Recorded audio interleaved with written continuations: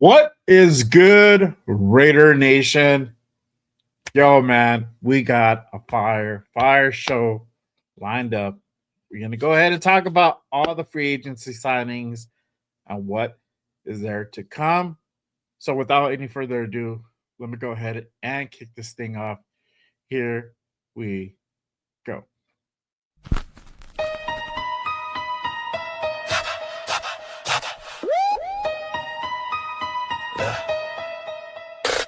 J Raider, the creator with the killer content, hot takes and the dopest. Yes, Raider Nation, from Oakland to LA to Vegas. Nothing greater than the Raiders, only facts. Just Raiders, just Raiders, just Raiders. Stand up, just Raiders, just Raiders, just Raiders. Welcome to the channel. It's called Just Raiders, baby. If you ain't subscribed, then you gotta try. Just Raiders, baby, nothing but love for the Raiders. Been an OG before 93. Shout out to the nation, they always crazy. So nation, ride with me, taking over my style. It's amazing, making hits like Maxx on the blitz. The silver and black, on the attack. They on the map, if you a fan and you with that. J Raider, the creator with the killer content, hot takes and the dopest guest. Raider Nation, from Oakland to LA to Vegas. Nothing greater than the Raiders, only facts. Just Raiders, just Raiders, just Raiders, just Raiders, just Raiders, J Raiders, just Raiders, just Raiders, just Raiders, just Raiders, just Raiders. Putting on shows like Brock on the go. We just like J Raider, the innovator, making shows like Good Morning Raiders, the originator. Raiders unfiltered, raw, never censored. The post game reaction, nothing but action. Just Raiders, baby. Just Raiders. Just Raiders, baby. J Raider, the creator with the killer content. Hot takes and the dopest guests. Raider Nation, the only nation. There ain't no question. Just win, baby. Win, baby. Just win.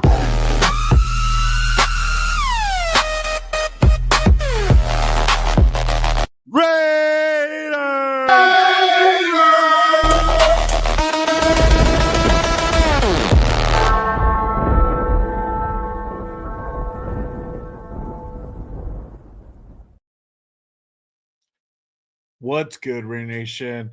Salute to everybody out there. Happy Monday, y'all. I hope you guys had a great weekend. Y'all already know what time it is. It's time for another episode of Raiders Unfiltered.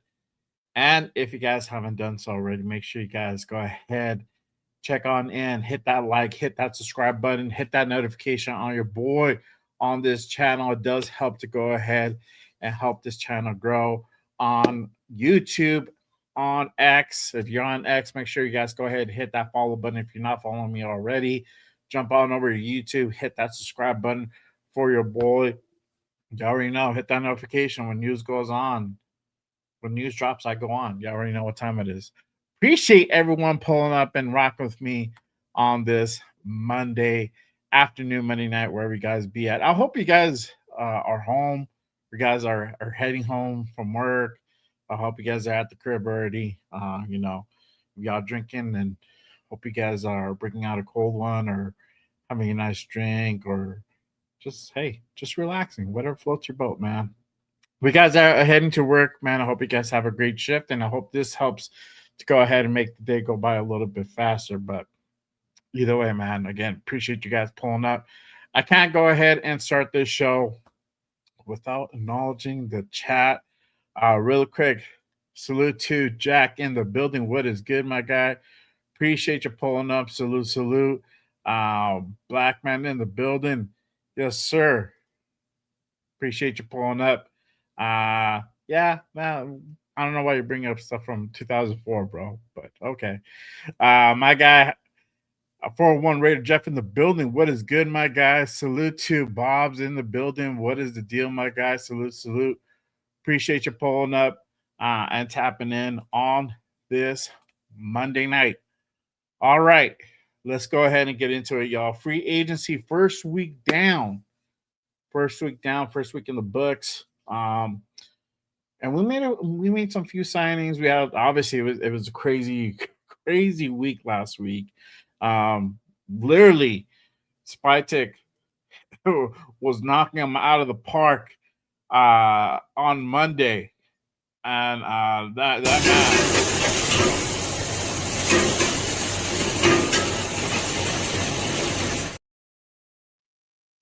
man was cooking, yo, cooking. But we made a lot of big signings on that first day. Um, kind of quiet on the second day. Third day, second day we got hit with the big bombshell, and third day we're talking about it.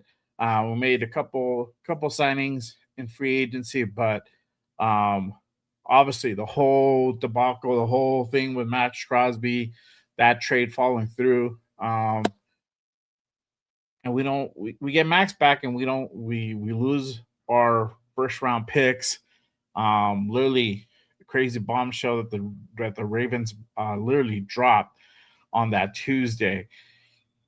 And we talking about it throughout the week.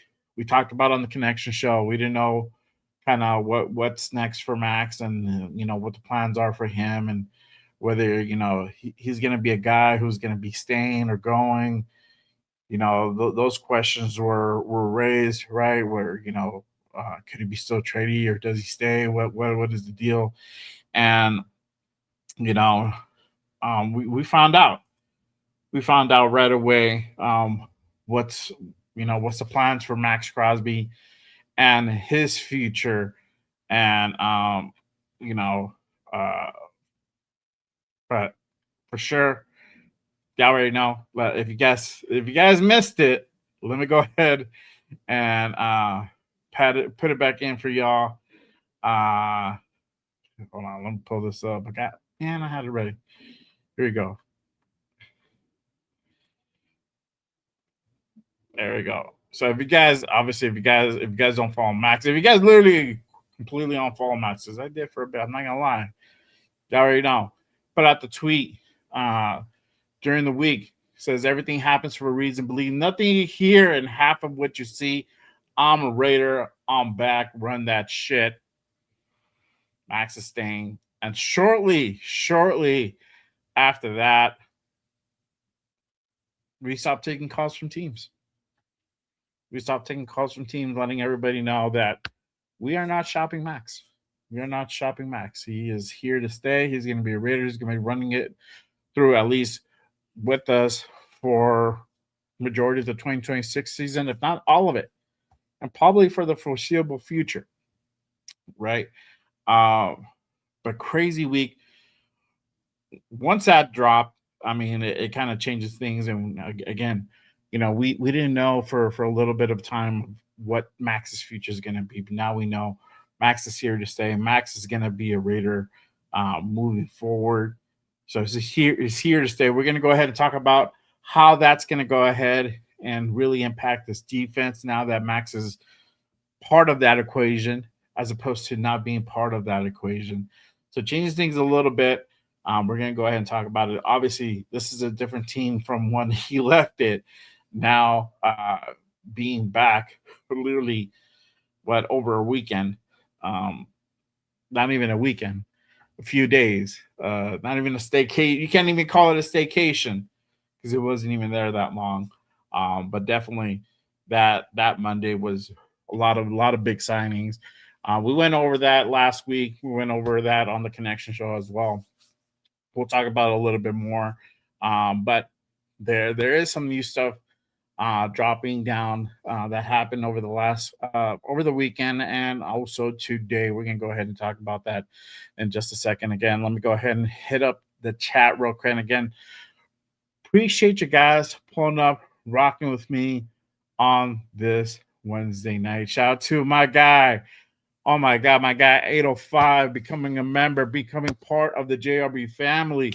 Appreciate you, my guy. Salute to you. Thank you for pulling up and becoming a member.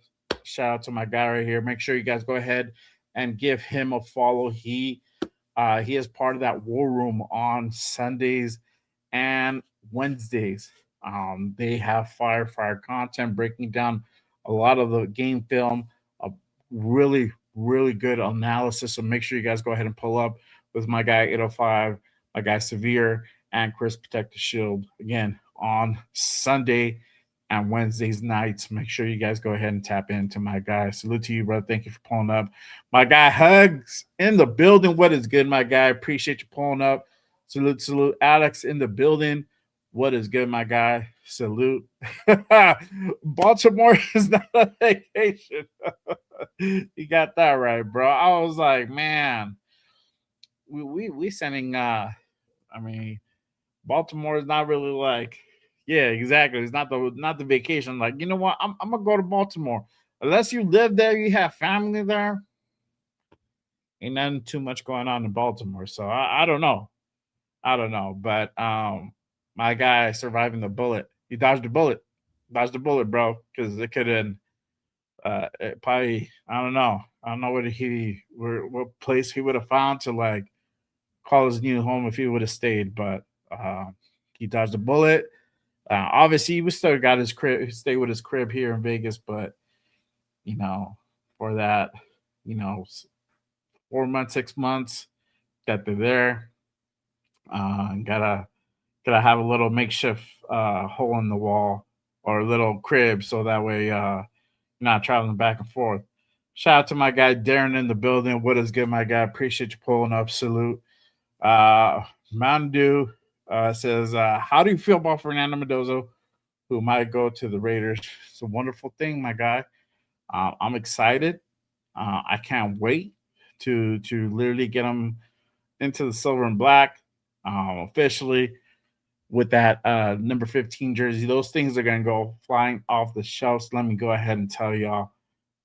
But man, literally, we're just over a month away of the 2026 NFL draft. My guy Raider Jeff is going to be there in Pittsburgh, live and indirect. So I'll try to get him on the pod real quick. He says he's going to try to go do a live. It's going to be great. You better get like some noise canceling mics, some really good headphones, bro, because I'm pretty sure it's going to be loud as hell, man, for sure. That's for damn sure. Let's see here. Shout out to Caleb Rodriguez in the building. Mendoza, Bowers, Dente. Yes, sir. Yes, sir. Those are the guys, man. We're going to go ahead and talk about that in just a bit. Shout out to my guy Bueno in the building. What is good, my guy? Appreciate you pulling up. Salute. My guy, he says, who would buy a Jets 15 jersey? Very strange, Jay. Nope. You already know, bro. We can get that 15 Mendoza jersey. I'm gonna get you one especially for you, my guy. We're gonna frame it, hang it up on the wall. You know what? I'm not even try to go ahead and get an autograph for you. Might be worth some money for you someday. You never know. Let's see here. My guy Jeff says I spent a ton of money upgrading my shit for that. Yep. Yeah, there you go. That's what's up. All right, y'all. So let's go ahead and get this thing going. We got some signings to go ahead and talk about that happened again over the weekend and up until today. Let me go ahead and pull this up. I'm gonna start with this one first. Raiders. There you go. Raiders officially find their fullback. Raiders signed Connor Hayward to the Raiders as their fullback. Right. Not too much tape out there as far as with Hayward. I got to see a little bit of it. He's solid, man. He's solid. I mean, this guy's primary duty is going to be ultimately blocking. And honestly, that's totally fine with me. But this is something that we kind of been looking for a while. Unfortunately, Alex Engel got signed to the Chargers last week, so he was out. But I think this is a pretty solid signing. Steelers actually wanted to go ahead and re-sign him, keep him in-house. Lost that bet. So, but Raiders are able to go ahead and find their fullback moving forward. And that's going to go ahead and fit really good into the Clint Kubiak system. Let me go ahead and pull up this next one. Raiders go ahead and sign Derek Young, uh, kick return slash wide receiver over the weekend as well. I think this was on Friday, if I'm not mistaken. Um, big addition, big addition. Not from what you might think, but for special teams. This guy can go ahead and kick return. This guy can go ahead and make plays on special teams. I saw some tape a little bit earlier today. Got to squeeze in some time. I like what I saw. This guy's definitely a threat on the kick return. So I think this is a really good upgrade. I'm excited to go ahead and see what he can do. As far as wide receiver, it does go ahead and help with depth. I don't think he's going to be too much of an impact, though. His tape looks pretty decent. Not mad at it. We'll see what he can go ahead and well, let's see what he can go ahead and kind of dial up more on this current Kubiak system. Obviously, they were there last year. Maybe he becomes a little bit more integral part this year with kind of the way that this wide receiver room is currently is. Obviously, not having the number one wide receiver does make a big difference. So that pushes a lot of dudes up. Even with Naylor here, us having that veteran, and now it's crazy to call Trey Tucker a veteran, but he's a veteran. And then now Young as well is going to go ahead and add some good depth in that wide receiver room, but obviously it still lacks that wide receiver run, that true threat, that big presence out there. On the offensive side alongside Brock Bowers. We're going to talk about that also in just a bit. We got some thoughts as far as what direction we can go and possibly bringing in another big wide receiver, another weapon for Fernando Mendoza. Sorry, 805 and Jeff. Throwing it out there, but we'll talk about that. Either way, whoever's going to be quarterback, which we all know who it is. We all know who's going to be. Let's stop fooling ourselves. Okay, it's going to be certified in about 45 days, something like that, 40 days.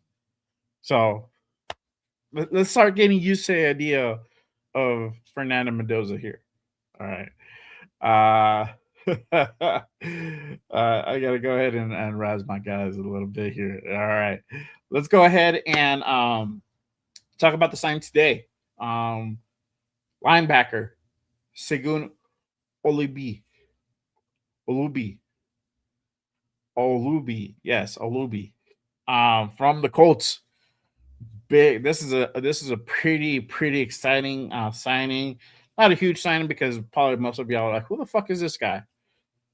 This guy, he was one of the guys that blocked that AJ Cole punt last year. If y'all forgot, gotta go back and watch the tape on that. But he was one of those guys that blocked the punt on AJ Cole on that 46 to 3. 46 to 6 or 46. I don't even know the damn score that we had. I don't even know how many points. I try to forget that game, but that 40 point blowout by the Colts. He's a guy that blocked the punt on us. This guy's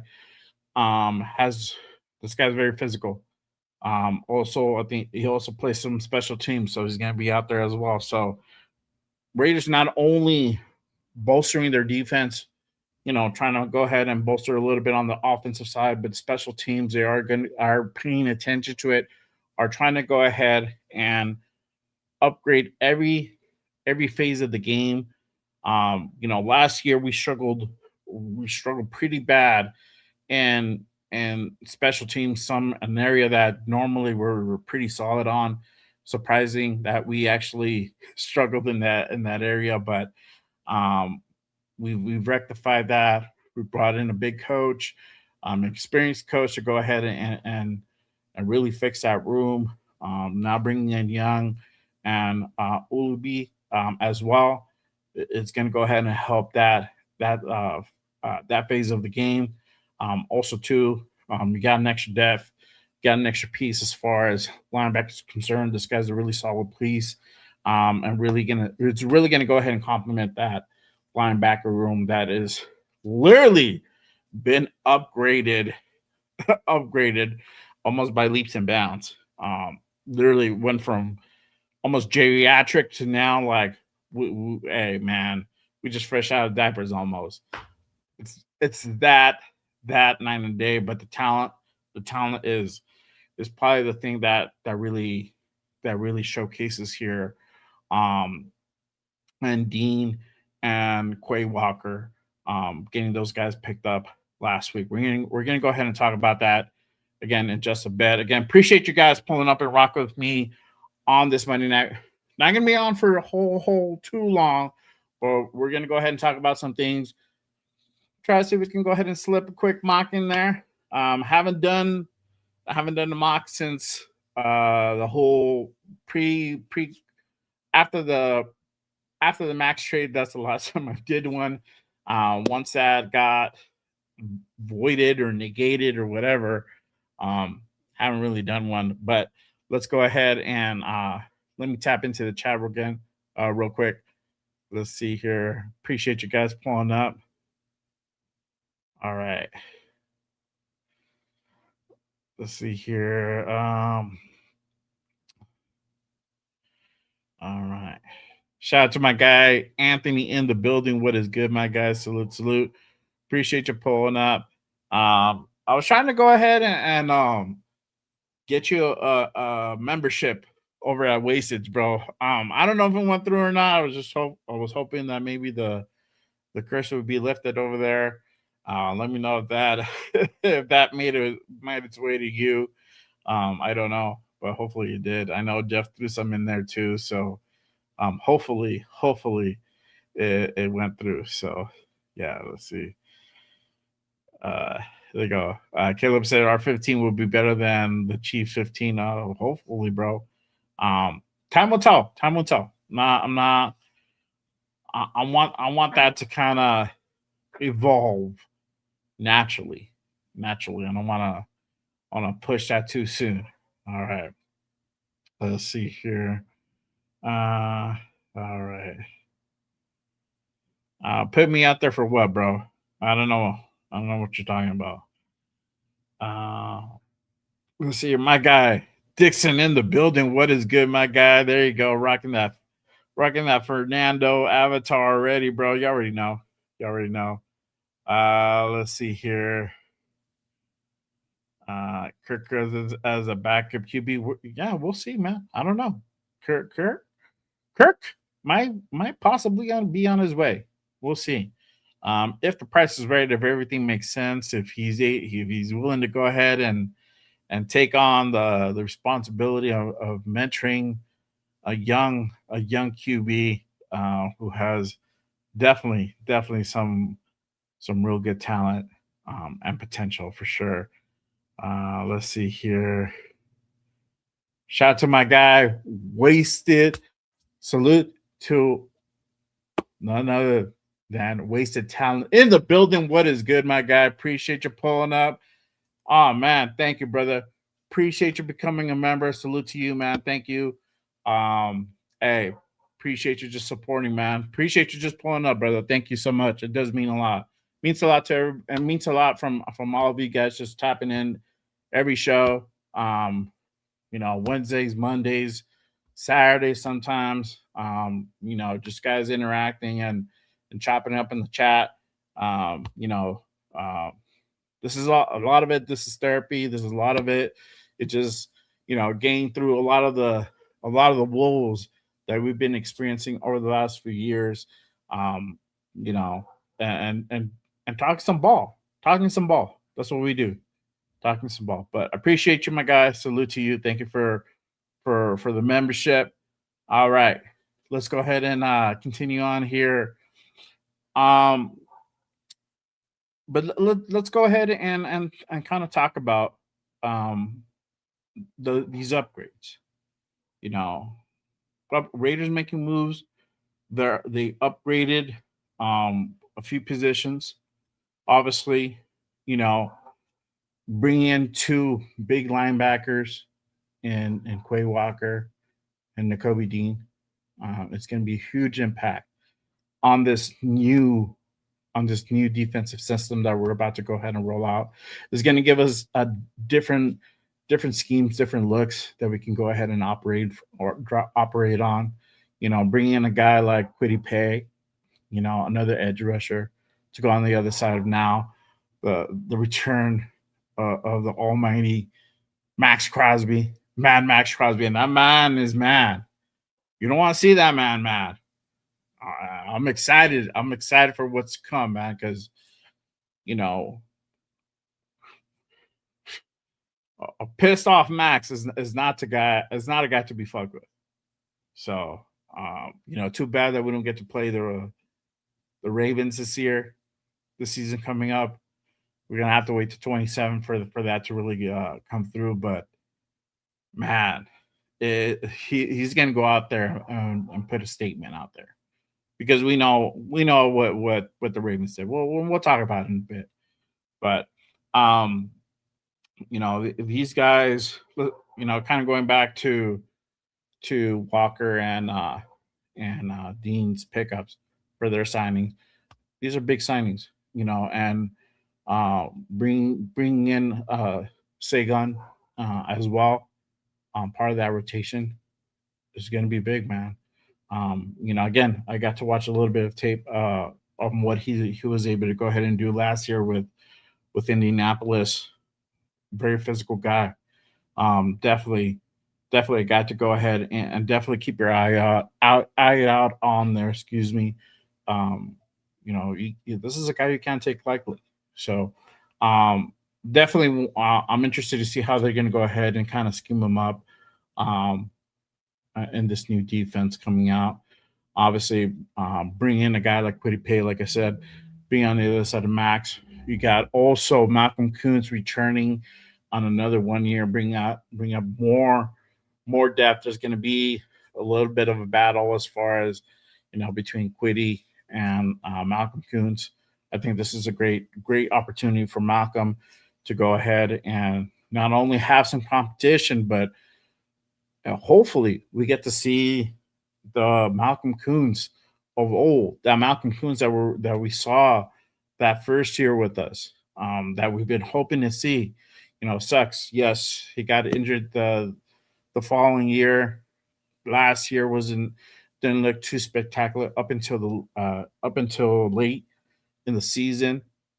So we're on the second year now. That ACL is going to be even more fully healed. This is year 2 on a fully healed ACL.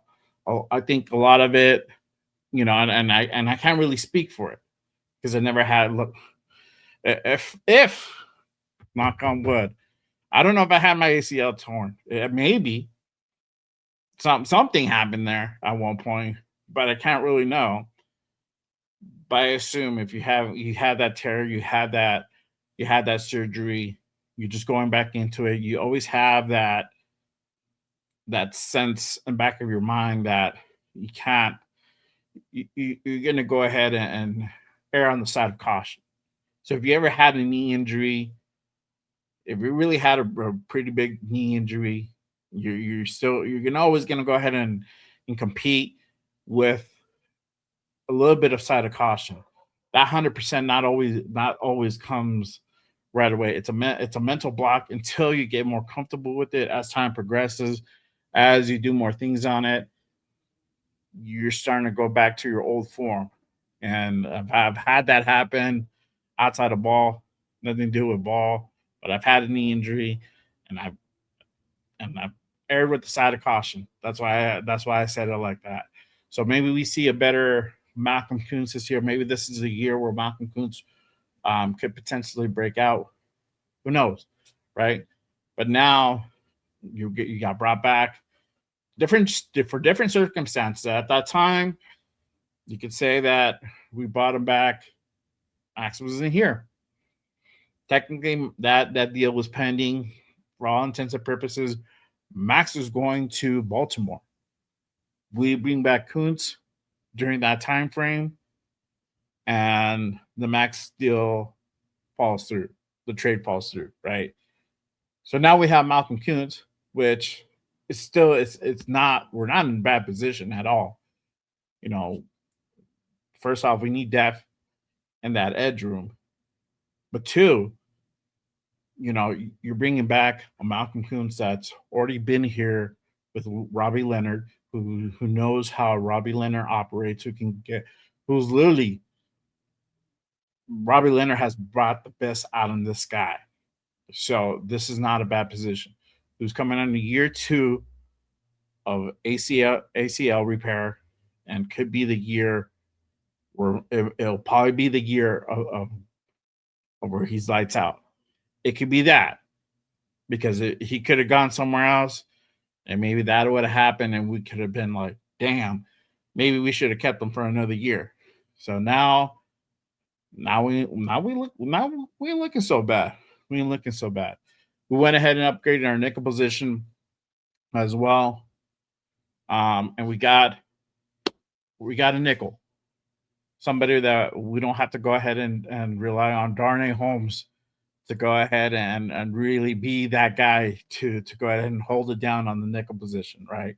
So we on the defensive side of the ball, like I said, I saw that we were going to be making a lot of moves because there was a lot of moves to be made. There was a lot of holes that needed to be filled, and we are starting to fill them. But not only fill them with this is not just like, hey, we need to go ahead and fill this with bodies. We put some talent into this. There's some talent. There's some solid guys up in here, and we ain't even done yet. We're not done yet. So, free agency is still going to continue on. We have literally the draft in about 45 days. And don't be surprised to see this draft very, very defensive heavy. And we're going to go ahead and talk about just a bit on some of the stuff that we're going to be looking out for as far as, positions that we're going to go ahead and pick up, guys that could be out there that we might be able to go ahead and snatch up in some of these rounds. Potential moves that could be made in rounds 2, 3, 4, 5. Never know. Spytech likes to move up and down the board, and we all know where kind of the cream of the crop is really going to lie. And this draft is going to be much shorter. Probably by top of the 4th. That's probably going to be this is going to be your last shot of getting quality guys at certain positions. So just gotta kind of keep a lookout on that. Again, appreciate you guys tapping in, rocking with me on this Monday night. Appreciate you guys. Let's see here. My guy Bueno says, man, I wish we could have kept Chase on. I agree, man. I agree. Hey, he's over there, getting his bag, bro. More power to him. That is a dude that literally is getting a second chance in this league. Who got his second chance in this league is making the most of it.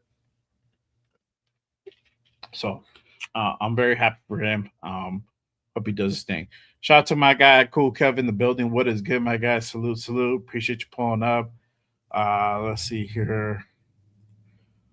Dixon says, I really like Tommy Eichenberg as a prospect during that draft. Yeah, man. But he hasn't really done a whole lot.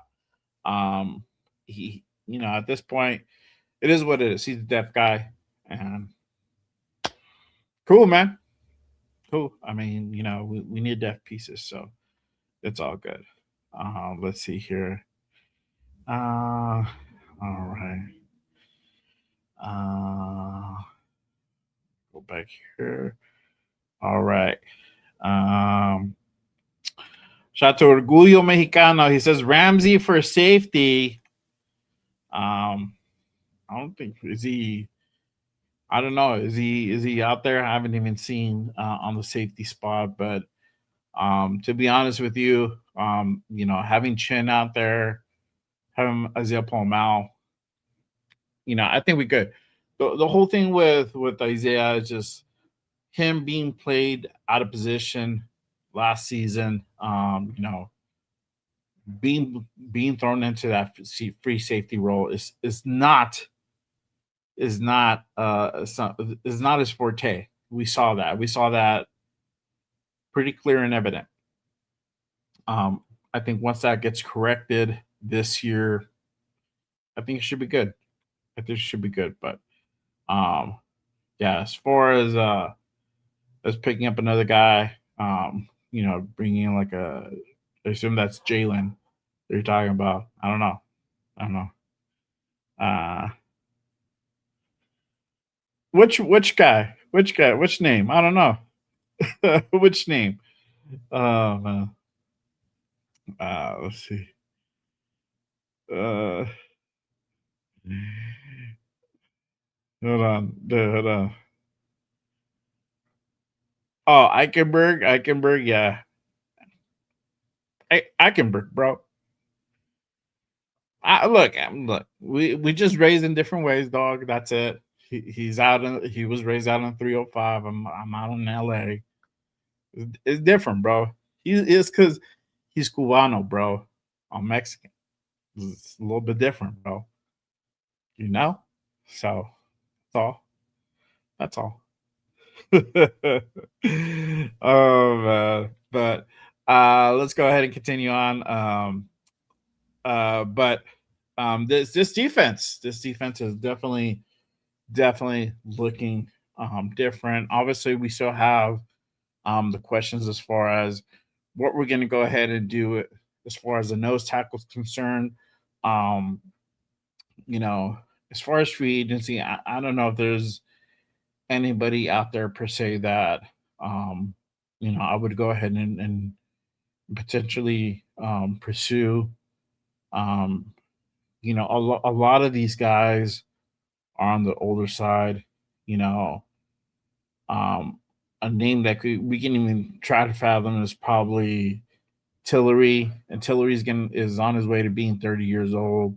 I think this is probably an opportunity where we go ahead and draft our nose tackle. To be honest with you, you want a big guy out there. You want somebody who's going to be able to go ahead and close those lanes and close those gaps. Positive necessary, bro.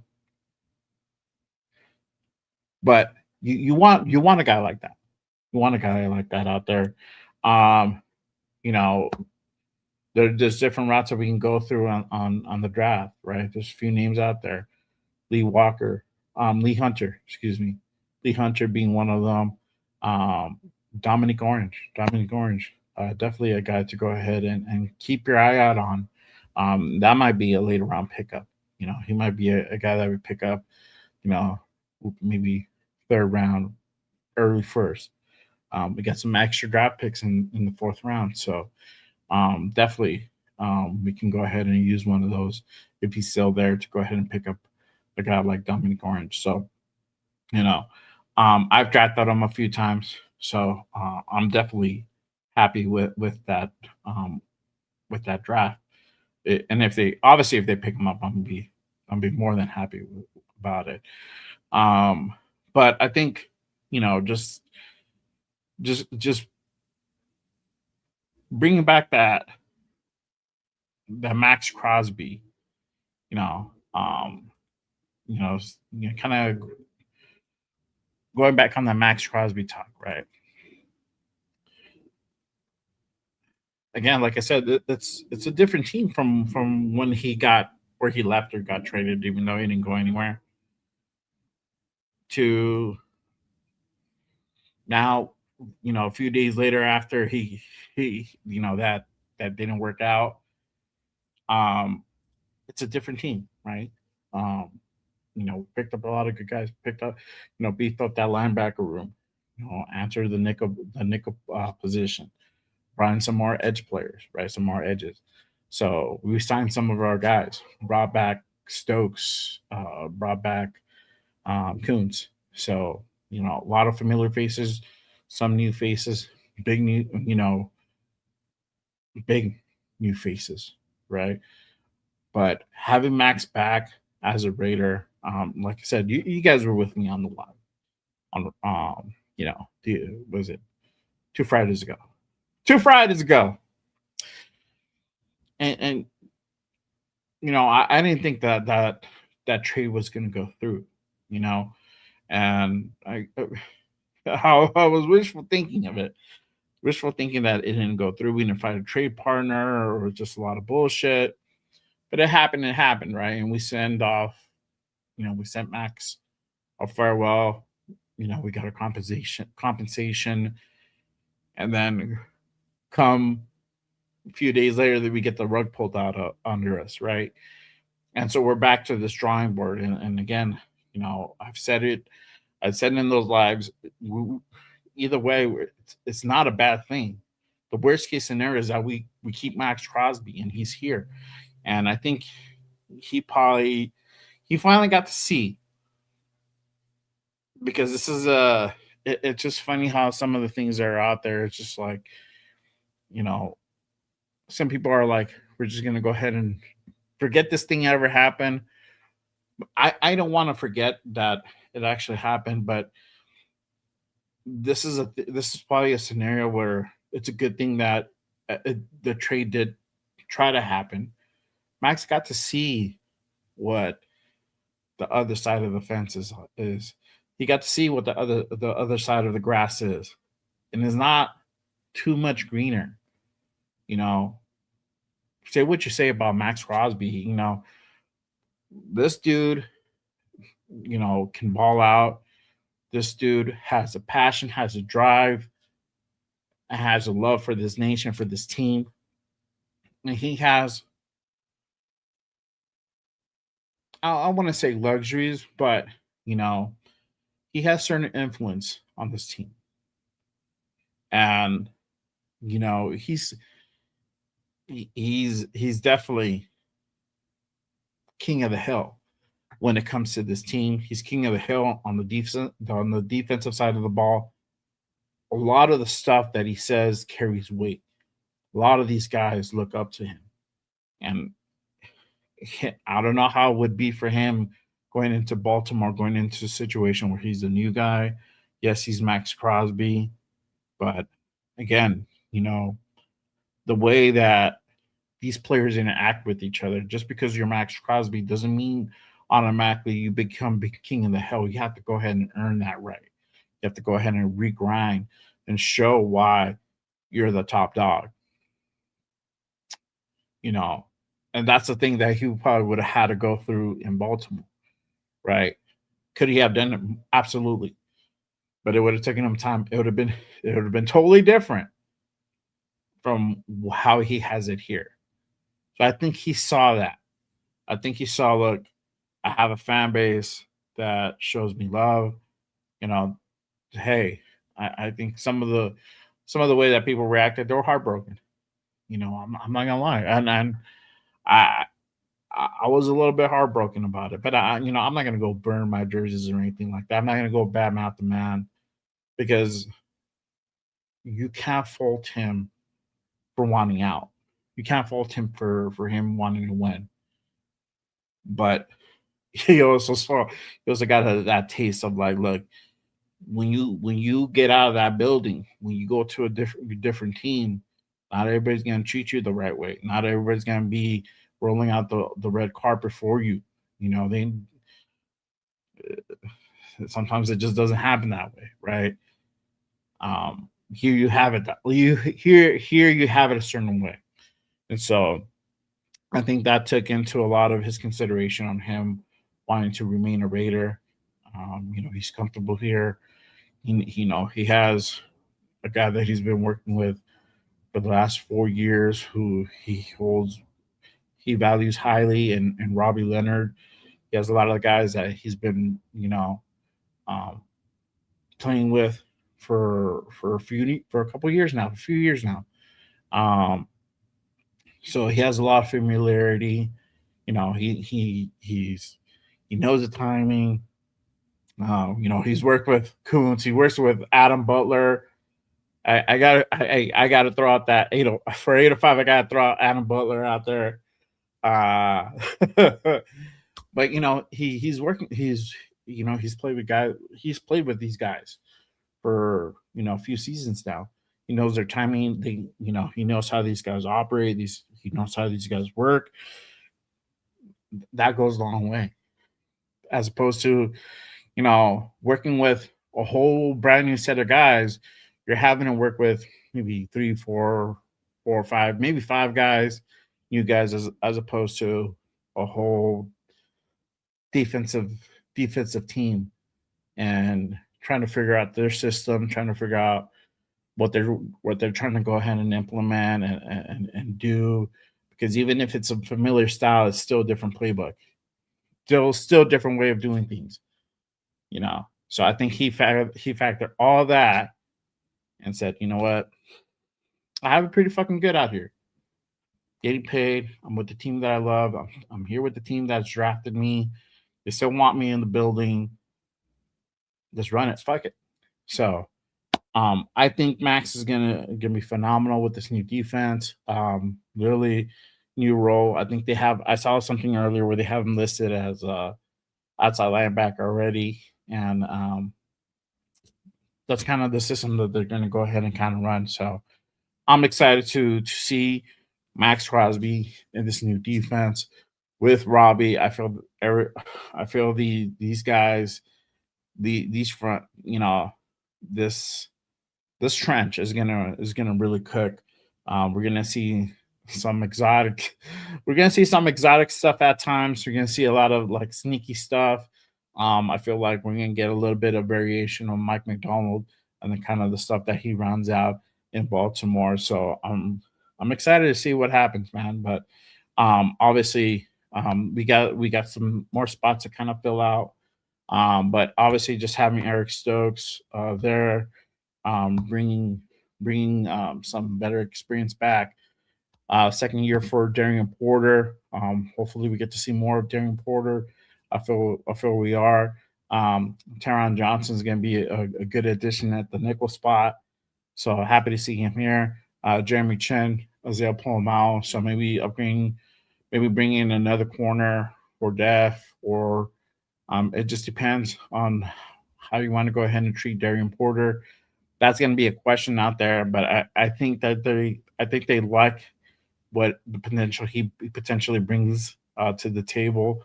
I think they might just go ahead and probably bring in a depth piece, but I think the next piece is definitely going to be a nose tackle for sure. And I think that's going to come from the draft. So we'll see what happens. Obviously, we'll get to know our answer really, really soon. Again, let me go ahead and hit up the chat. Again, appreciate you guys. If you guys haven't done so already, make sure you guys hit that like, hit that subscribe on this channel. Just Raiders, baby. Appreciate you guys tapping in on this Monday night. Everybody on X, make sure you guys go ahead and head on over to YouTube. Hit that like, hit that subscribe button on this channel. I have the link pinned in the chat, so make sure you guys go ahead and head on over and be part of the chat. Here we go. All right, I'm going to send that up there again. All right, cool. Let's see here. All right, went too far back. All right. Here we go. Bob says receiver Stephon Diggs is available, but I just don't know if the Raiders will want the distraction. Yeah, man. Also, he is how old is Stephon? I think he's already in his I think he's in his 30s. Yeah, he's 32. So I was gonna say, I mean, looking the way that the Raiders are kind of operating in the last couple weeks almost. I think the youth movement is something that we're going full steam ahead on. I don't see us really deviating on that too much, especially at the wide receiver position. Though I wouldn't be mad if they go ahead and bring him in, but he's not my first choice. He's not my first choice, but obviously we'll see. Um, speaking of free agent wide receivers, you know, the guys that are still out there in the market, which is Stephon Diggs, you got Debo Samuel, you got Curtis Samuel, wide receiver out of Buffalo, 29 years old. He's out there. We talked about, um, hang on one second, I lost my thing here. All right. Hang on. What is going on? All right. All right. You got Juwan Jennings out there as well. That's another guy. And, you know, big ticket item. Big ticket item. But he is on the younger side. He's 20 years old. But market value about 22 mil, 22 and a half. So if you are bringing a guy like that, that is a big investment. Are you bringing him on a 1 year deal or a 2 year deal? That's the question. So if we're looking to go ahead and bring in that number one wide receiver, Joanne Jennings would probably be a guy that will probably fit. But does come with some asterisk. Obviously, we know that it's a little bit of a off-field distractions out there. Hang on one second, guys. Man, who was me up? All right. Let me mute this. All right. Sorry about that. Let's see here. But as far as names, not too many names out there on the younger side. Marquise Brown under 30. His market value is about 5.5. You got Keenan Allen. I'm not really, I don't know about bringing that dude. Older side, about to turn 34 this year. Let's see here. We got Schuster, just over $2 million as well. So, as far as on the youth side of wide receiver, not too many names out there, for sure. Let's see here. All right. Let me go ahead and take some more things. Dixon says he really wanted those first round. Me too, bro. Me too. It is what it is, bro. We just have to move on from it. Could it still happen? Could, bro. Nothing says that it doesn't. This is where Spytech has to be crafty. If he wants to go ahead and go back into the first round, if he really wants his,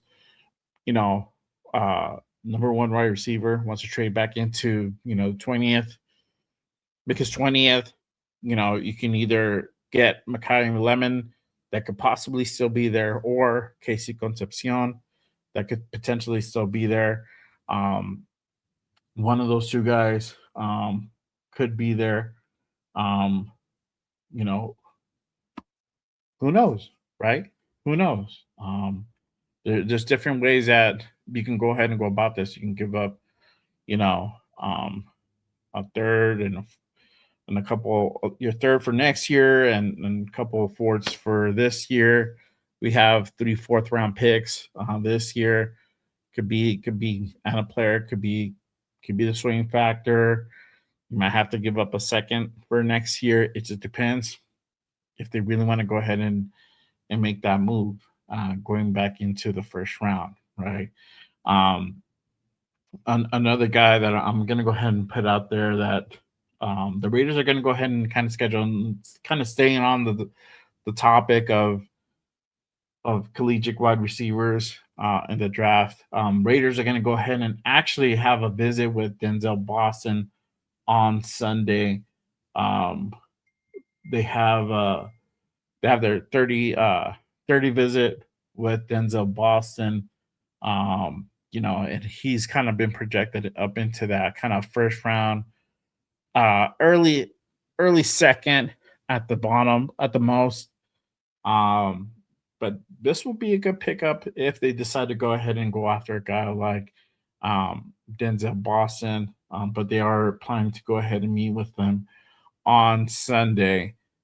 So again, could go different ways as far as with going out there and getting a wide receiver. Um, you know, if you really want your true wide receiver, your true number one wide receiver, you have to either get him in that first round or early second round. So that number 36 pick in that second will probably be that choice if they really want to go ahead and address that wide receiver position. Now, again, the way they kind of picked up in free agency makes me think that they might not go so heavy at linebacker early on, you know, and that's a question. So, are they going to go ahead and make a splash in the second round defensively, or it's going to be offense? Who is it going to be on offense? Are they going to go tackle? Or are they going to go wide receiver? These are all questions that are not out there, right? I'm looking at NFL Draft Buzz right now, and Denzel Boston is ranked number 4 in their player rankings for the wide receiver class. Let me go ahead and kind of read read a profile of Boston real quick. Guys, 6'4". Let's see here. They have 40. Here they have him at 4'5", 40. Strings. He's built like a true X receiver. 6'4", long arms, knows how to use every inch of that frame to wall off corners and pluck balls outside of his body. Time speed says 4.5, but on tape he plays faster, gets up to speed quick, and carries it through his routes without any wasted steps. So there you go. So sometimes what he and it makes sense. I know what it's saying. So what they're able to go ahead and kind of record is not always indicative of how they play, and how to use that speed when you're running a route is super important. So that's a good indicator there. Go watch the deep balls. Head comes around early, tracks it over his shoulder like a center fielder, just to adjust to back shoulders as good as anyone in the class. 20 touchdowns in 2 years. Most of those came in the red zone. This kid knows how to score. Wins with fades, box out, slants, finds a soft spot. There you go. Hands are legit. Vice grip and catches through contact. DBs can get their hand in there, and he's still coming down with it 9 times out of 10. That's a really good thing right there. Real crafty at the catch point in those breaking routes. Puts his body between the ball and the defender like he's posting up in the paint. Runs angry after the catch for a lanky guy. Breaks arm tackles, falls forward, fights for every extra yard. There's some dog in him, and I like that. There you go. I like that. Guy's a dog. Willing blocker, and that matters. Seals off corners, screens, cracks down on edge players. Does the dirty work without pounding about it. That's probably why they're going out and meeting with this guy on Sunday. Everything that I just read, and I don't even know when this was updated. Again, this is from NFLDraftBuzz.com. This is kind of what I use to kind of scout these guys sometimes on a quick little cheat sheet. But hey, you guys can make your assessment. I haven't seen any tape, so I can't really go too further. But from what I've just read, I'm liking what I hear on the drafts. This guy is going off the board by top of the second. They're gone. He's usually gone in the first round, so I don't know. Shout out to my guy 805. He says, I'd still try and draft Jacob Rodriguez. Let Quay Walker move all around the defense as an outside linebacker. Brah. I man, you know how how excited I would be if we still drafted Jacob. Man, I'll be like bouncing off the walls, bro. For real. I'll be like, hell yeah, man. Hopefully that happens. Um, just I really feel, to be honest with you, that by them going out and getting Dean and Walker, bro, I feel like they're gonna go ahead and get somebody different in that second round. But I think what could happen, well, is that I think the trade up is going to be in the second round. I don't know if they're hoping that Boston falls down into the second round and then they can go ahead and pick them up there, and then they just go back into the first round and get a guy like either Rodriguez if he's still there or Anthony Hill. I don't know. That's going to be the question. So let's see what happens there. But oh man, that would be sweet. That'll be sweet. My guy Troy says trade back from number 1 pick and get more picks. No, brother, we're gonna go out and get a quarterback. That's what's gonna happen. But I see your point. I do see your point. I do. I get it 100%. Shout out to my guy John Leon in the building. What is good, my guy? Appreciate you tapping in. Let's see here. Dixon says Mark Davis want to bring in a woman beater. Who? You're talking about Jennings? I don't know, bro. Probably not. I don't know. It's that signing. That signing will be. I don't know if it would happen, bro. To be honest with you, it's a big price tag, and we don't have a whole lot of cap left. You know, until if they restructure Max, which I think they could still, I think they could still do it, but I don't know. I don't know. That's a big thing. One thing's for sure, with the whole Max thing, he is going to go ahead and get his money guaranteed. He's going to get his full salary guaranteed through 2027. So there you go. Shout out to my guy Rated Resistance on the fire content. Make sure you guys go ahead and head on over, follow my guy Rated Resistance if you guys don't do so already. If you're on X, make sure you guys go ahead and hit that follow on my guy Rated Resistance. Always with the breaking news. My guy does not miss a beat. But yeah, Maxx Crosby's contract has been, his salary is going to be guaranteed through 27. So there you go. Bueno says, I agree with the 805. Bring in Rodriguez. Let him learn behind the guys we brought in. Yeah, man.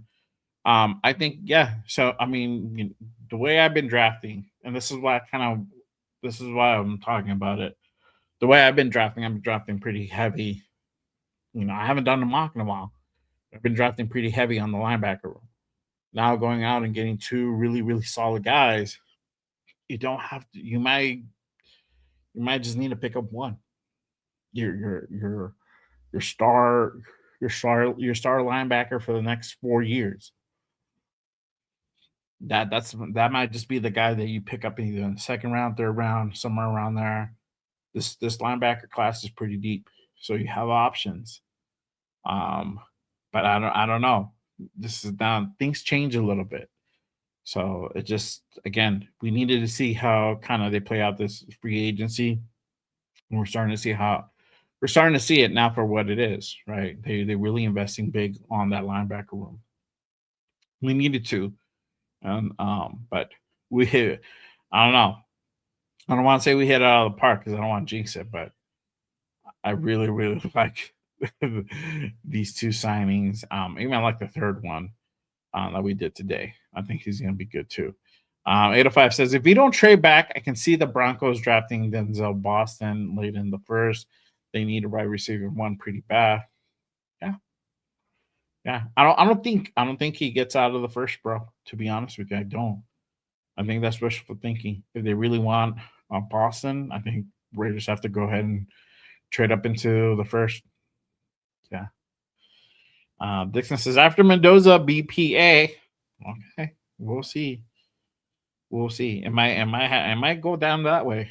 You know, as long as it's BPA for one of the things that we need. So obviously, we'll need uh the nose tackle. Nose tackle is for sure. If he's not there, receivers not there, then we start going linebacker, right? Corner after that. Start going down the list until we see. Obviously, you already know how Spytech does. That's one thing I'm worried for damn sure. Now, literally, guys running without a governor, bro. He can do whatever fuck he wants, and Spytech I trust. So there you go. But uh, let's see what happens. Let's see what happens. Uh, oh, you were talking about Diggs. Yeah. And he's on the older side, bro. He's on the older side. I mean, still, again, the way the Raiders are doing is they're kind of doing that youth movement thing. So we'll see what happens.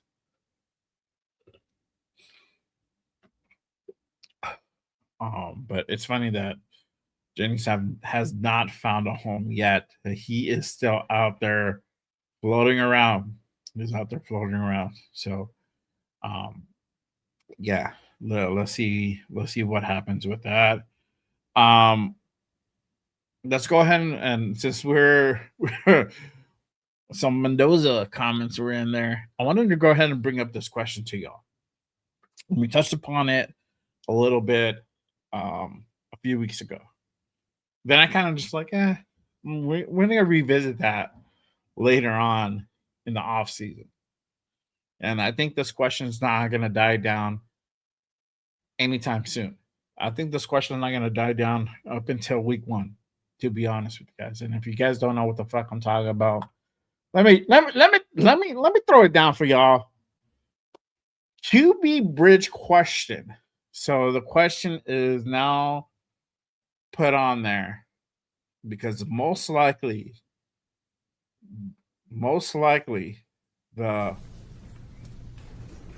number one pick is going to be Fernando Mendoza. And the question raises, and I know 805 is going to give me shit for it, but I'm still going to go ahead and ask pro ready. End of story. Is Fernando Mendoza going to be pro ready? Do you throw the rookie quarterback, the number 1 draft pick, the number 1 pick? Do you start him right away? Do you throw him to the fire? You throw him into the wolves? Or do you bring in a guy to go ahead and be that bridge, to be that caretaker, that facilitator, that babysitter, in other words, that mentor? I'm just kidding on the babysitter part, but mentor, right? You bring in a guy to go ahead and be that bridge, give some time for this guy, Fernando Mendoza, to go ahead and learn how it is to be a quarterback in the NFL. That is the question that is now starting to come in the forefront, right? And as we see it now, that question it has not been answered yet. But I think it will, if something happens in the way of free agent quarterback signing, I think we'll know pretty damn sure.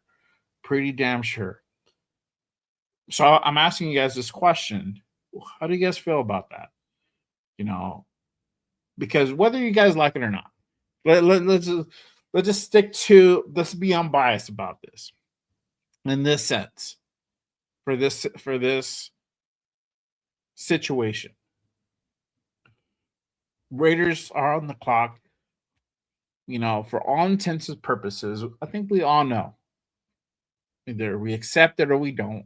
In the back of our mind or in the front of our minds, we know that most likely Fernando Mendoza will be the pick at 1.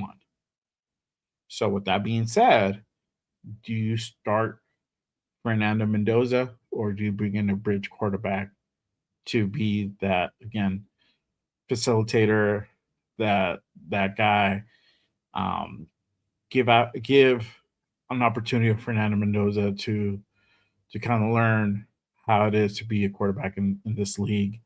We seen a lot of quarterbacks start right away, and we've seen some that didn't, and we've had different results, but whatever way you go about it, um, is there a real right way or wrong way? I don't know, and I really don't know. You know, um, I think as much as we hate Mahomes, he is who he is, right? He didn't start right away. We look on the flip side. We had guys like Jaden Daniels start right away. See what he's able to go ahead and produce, right? This past season, he had some setbacks, and those were more injury related than performance related, right? He didn't have a whole lot of opportunity being out there. We saw what a first year Caleb Williams looked like. We looked like what a second year Caleb Williams looked like. So it's different sides, different aisles. They can kind of go off by. I don't think there's a really right or wrong answer for it, but ultimately, this is the question that's going to be asked right after they draft them. And trust me, the questions are starting to come out now, but you're going to see a whole full swing of things come out as soon as that name is being read, as soon as they have him out there with the jersey, with the hat. It's going to happen, right? And you'll have, and I think it's probably going to be Rich Eisen. Shout out to Rich Eisen. I love that guy. But he's going to ask him, now you ask the question, do you start Fernando Mendoza right away or do you bring in a bridge quarterback? Do you hear that?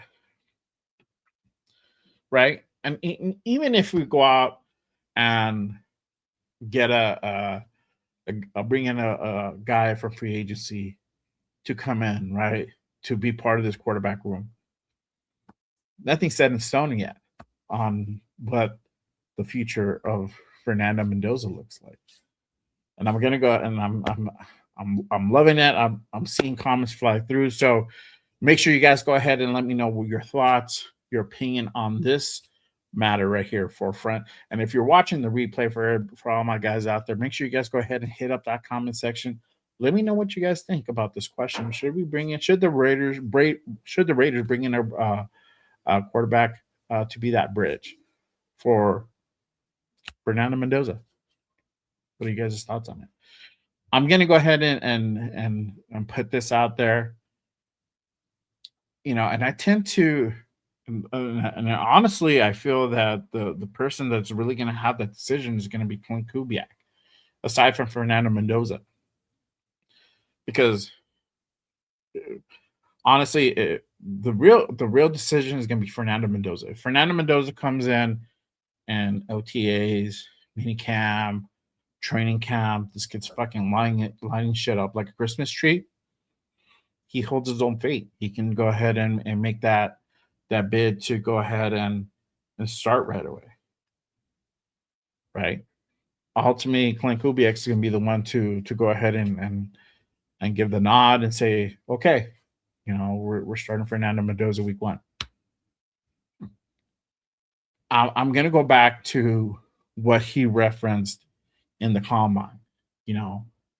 He talked about he was ultimately asked a question in regards to Fernando Mendoza, and what he thought about him. Obviously, we heard what Spytech says, right? Spytech's on that philosophy, same wavelength as Tom Brady. He feels that rookie quarterbacks should sit their first year as much as possible, right?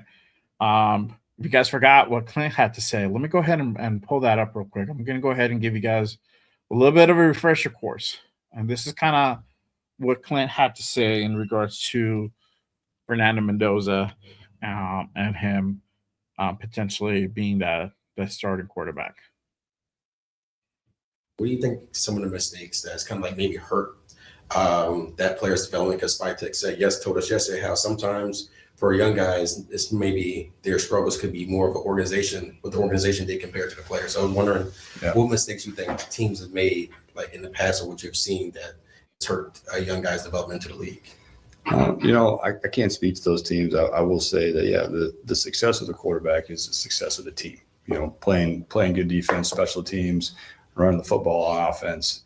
But I think any of these QBs that succeed, they're going to succeed. They would have succeeded regardless of myself or the organization. Like great quarterbacks, they just find a way to get it done. They don't make excuses. They find a way to bring people together. They find a way to get the best out of their players. That's obviously our job as coaches. But great, the cream rises to the top. So you're looking for who is that individual that can find a way, no matter the circumstances. What do you think? So there you go. You heard it from Spytek. The cream rises to the top. Great quarterbacks are going to be great quarterbacks, regardless of the situation, regardless of who's in there, regardless of the coach. And I think he said it best. This is if all goes as planned, if we draft Fernando Mendoza, he's going to be the guy, right, moving forward. This organization felt a certain type of way that this guy's going to be the leader, for the future. This is going to be the quarterback for the future. If that's the case, he holds his own fate in his own hands. And if we hope that he becomes, if we hope he is what we hope that he is, he's going to do the thing that he's going to do, which is start week 1, right? So that's a question. So do you spend big money on a guy like Kirk Cousins, right? We were talking about Kirk Cousins earlier. Kirk Cousins is going to want it back. He's going to want at least like $15 million, if not a little bit more, right? Kirk Cousins, depending on what his mindset is, he might feel like he's the guy. He might feel that he's going to be the guy to put this team, in the right path for the next 2-3 years or whatever time he feels he has left. Could be that, because whoever comes in has to come in with that mentality. Like, this is our plan. You're going to take a back seat to that. And that's it. You might start the first 3 games. You might play half of this. You might start half of the season, or you might start the whole season, or you might not start at all. You got to be okay with that. You got to be okay with mentoring this kid who's coming into the league, and to playing in the NFL. It's a different beast. So again, I put that question back out to you guys. Honestly, I feel if he's able to go ahead and prove in training camp that he's going to be the guy, you start him. You start him. So obviously, we'll see what happens. But again, appreciate you guys tapping in, rocking with me on this Monday night. Let's see here. All right. 805 spring news. Oh man, that's funny. Let's see. Dratty says, will y'all be mad if y'all didn't draft Mendoza? If we trade back, bro, for me, and I only speak for me, I would be taken back. I'll be more curious on what they saw that they decided not to go after Fernando Mendoza. Then I would be very excited right after that to seeing who we're going to go ahead and get. What do we get, and what's going to be the play? At whatever draft picks, because again, you're gonna get at least 2 first and a second if you trade back. So I don't know. We'll see. But I doubt that it's gonna happen. You never know. This is a crazy business. Hey, for all intents, I'm gonna just say this: I never thought we were gonna trade Maxx Crosby. There we are. We did it, and I never thought a Maxx Crosby trade would get rejected, and here we are now. Right? Wild as league. You never know. You never know. Troy says no, bring in the bet. Alex says no more like week 8. We get him in. Okay. All right. So you set him to like week 8. Okay. Shout out to my guy Arnie in the building. What is good? Appreciate you, my guy. Let's see here. 805 says sit Mendoza the entire season. He needs it. Short-term pain. Hopefully long-term gain. Okay. All right. Yeah. And that's why I said, and I know 805 is not for drafting him at 1. Okay. But that's why I said, let's just go with what's going to happen. That we know what's most likely going to happen. We draft Fernando Mendoza. What's going to be the play? Should we sit him? Should we play him? What is you guys' opinion on that? Let's see here. Alex says Jaden also got injured right away. He didn't get injured that year 1. As far as I know, maybe if he did, it was very brief. I don't know. I mean, I don't follow Commanders, but as far as I know, he played most of the season. I don't know if he did not, he missed some games. I don't know. I got to look into that, but I don't know. He still played year 1. Still went to NFC Championship game year 1. I don't know. My guy Troy says Mendoza should not be picked. We need a pass rusher for Mad Max. Get up in age. I said that we're gonna most like let's not think of what we want or what should happen. Saying we know what's gonna happen, bro. So what's the plan there? Do you start him right away or do you bring in a bridge? But Max is here, bro. Max is here. And if we're gonna draft an edge for the future, doesn't necessarily have to be at 1, bro. The class is deep. There's Romello Height out of Texas Tech. Look at his tape. Gotta keep he's a late round guy. 4 or 5. Probably projected in the 5th round, somewhere around there. Definitely a guy to go ahead and bring in and work on. Remember, Max wasn't a 1st round pick. I think it was a 4th round pick, 5th round pick. He's now he is valued as a 1st round pick, right? It could definitely happen that way. We've seen that happen time and time again with different players. So not everybody who's a 1st round pick, stays a 1st round pick. We have one in house. Tyree Wilson, perfect example. That you really think that guy's a 1st round pick? No way. But at the time, he was considered a 1st round pick. And it just plays out that way. So it's just you gotta do the analysis on it. So I don't know. That was a big miss there. No, I don't want to get into that conversation because that's a whole other conversation itself. Let's see. My guy Arnie says, what would you think if AOC starts? Let Mendoza back him up. Plus, draft Joe in the later rounds to be our 3rd string. I'm not mad at that. I want to know. I don't know if Drew gets picked up in this draft. He might go to UDFA. I don't know. Could. If you use, he might be there in the 7th. I've seen some mocks where he's there in the 7th round. 6th round is probably going to be the round where he goes. You could. But you can also bring in a UDFA guy if you just want to bring in somebody for depth. I wouldn't mind AOC starting. That's not my ideal thing, but I know what AOC is and I know what he's not. I know what he could be. You know, if you just want to give time for Fernando to go ahead and learn, that would be. I wouldn't be mad at that move.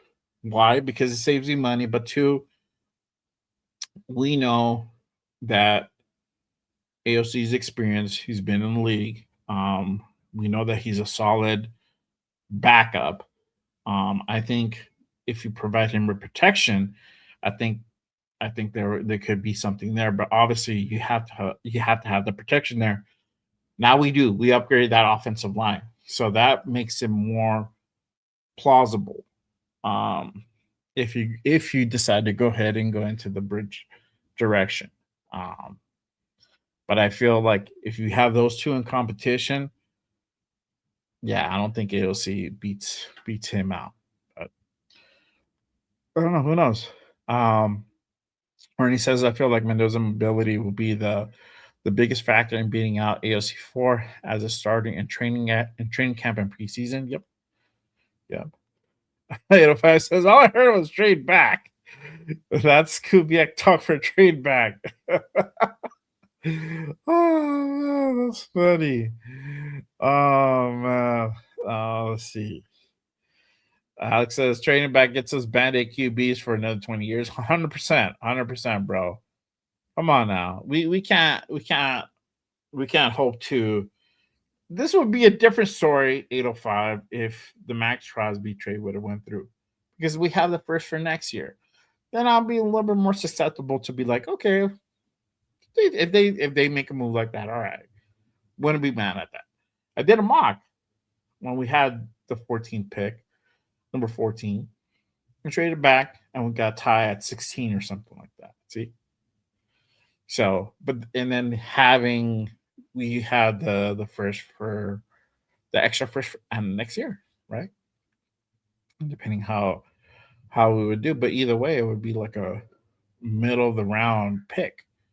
It would probably been 2 middle of the round picks unless you use both of those to get you up into the top 5.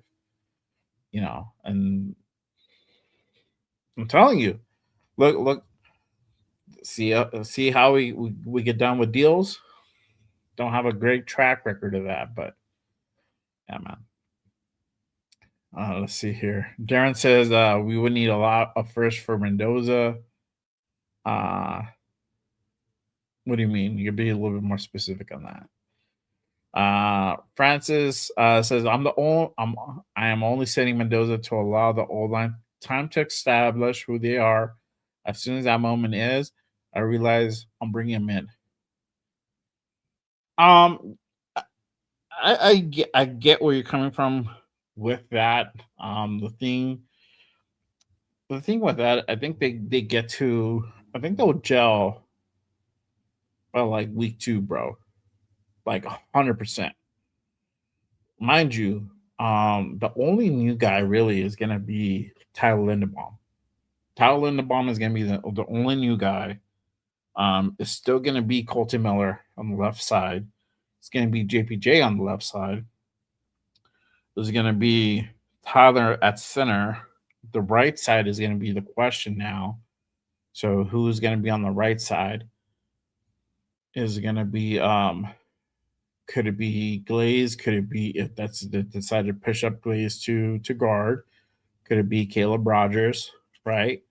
And then if they decide to go ahead or let's say they decide to go ahead and keep or Meredith, right? I don't know. We'll see how Meredith does because he's still with us. He got re-signed. So let's say it's between Meredith and Rogers for all intents and purposes, and you keep you have Glaze. You'll have a competition between Glaze and Charles Grant, which is great. You want that. So all these guys have played together except Tyler Linderbaum.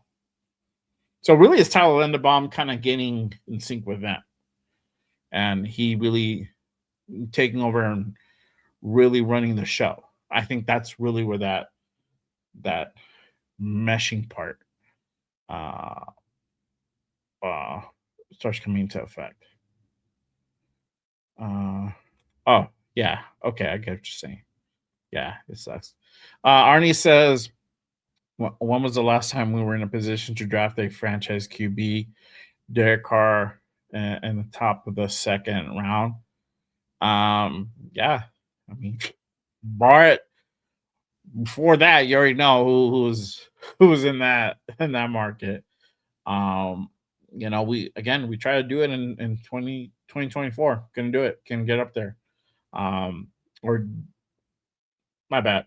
Couldn't. We weren't willing to do it at the time with that GM in the building. So um could in hindsight could have that changed things if we would have went into into a higher pick. Yeah, it could have changed things, but we're trading off Brock Bowers at that point. So um like our guy says, everything sometimes happens for a reason. I think we stayed at 13 because Brock Bowers is there. We need to go ahead and build up that O line. We got JPJ out of it. We got DJ Glaze in that draft as well. So we picked up 2 linemen. We picked up 2 linemen last draft, excuse me. And now we just signed the biggest center to our team for the next next few years. So we're good. We're solid.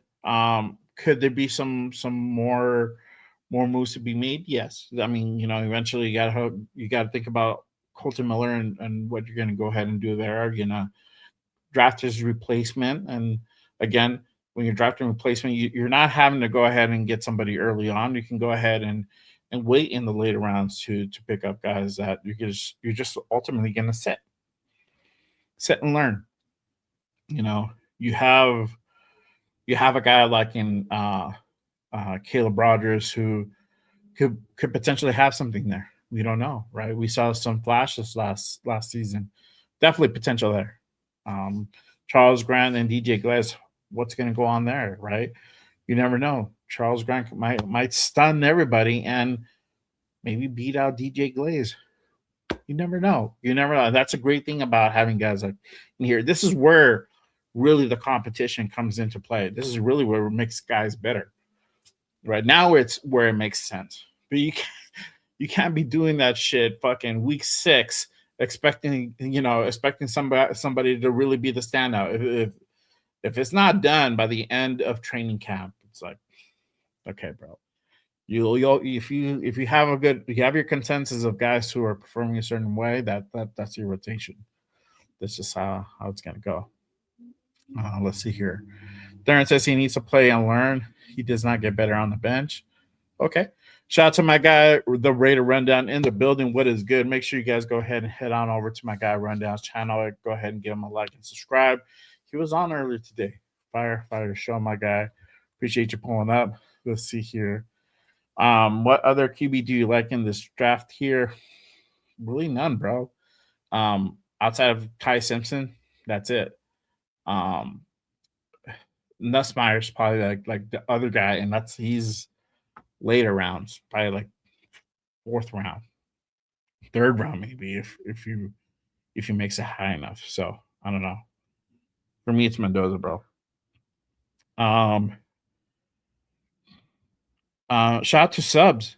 He says the whole idea of draft Mendoza is to win games. If they bench him, better do not think of playoff again 2026. He is ready. He should start taking his hits. I agree with part of that, bro. But the part that I don't agree, I don't think we're gonna make playoffs this year. I'm not trying to put that expectation out there, and we shouldn't put that expectation out there. But you guys can do what you want.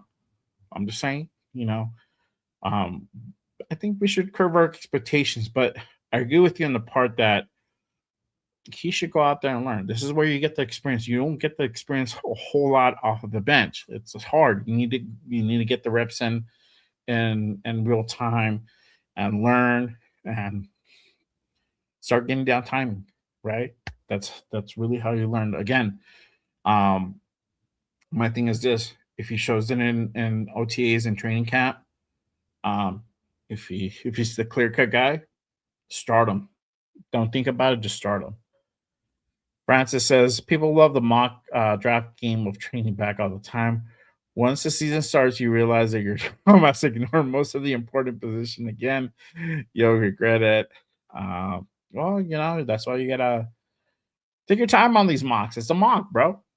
It's different when it's real life because you're on the clock, so it's like you gotta go ahead and pull the trigger. So let's see. Troy says quarterback class is better next year. Yeah, that's what it says every year. Didn't you know? That's what we said last year. That's what we said the year prior for this year. And look at this year's class. They said Joe Lar is going to be the next big thing. Look at him now. Guy's going to be lucky if he gets drafted at all. He might go to UDFA. I don't know. Next year, more is better. I don't know. Hopefully. I hope so, bro, for the kid. I like the kid. I think he's phenomenal. I think he has talent, but you just don't know. We just don't know. So we'll see. Let's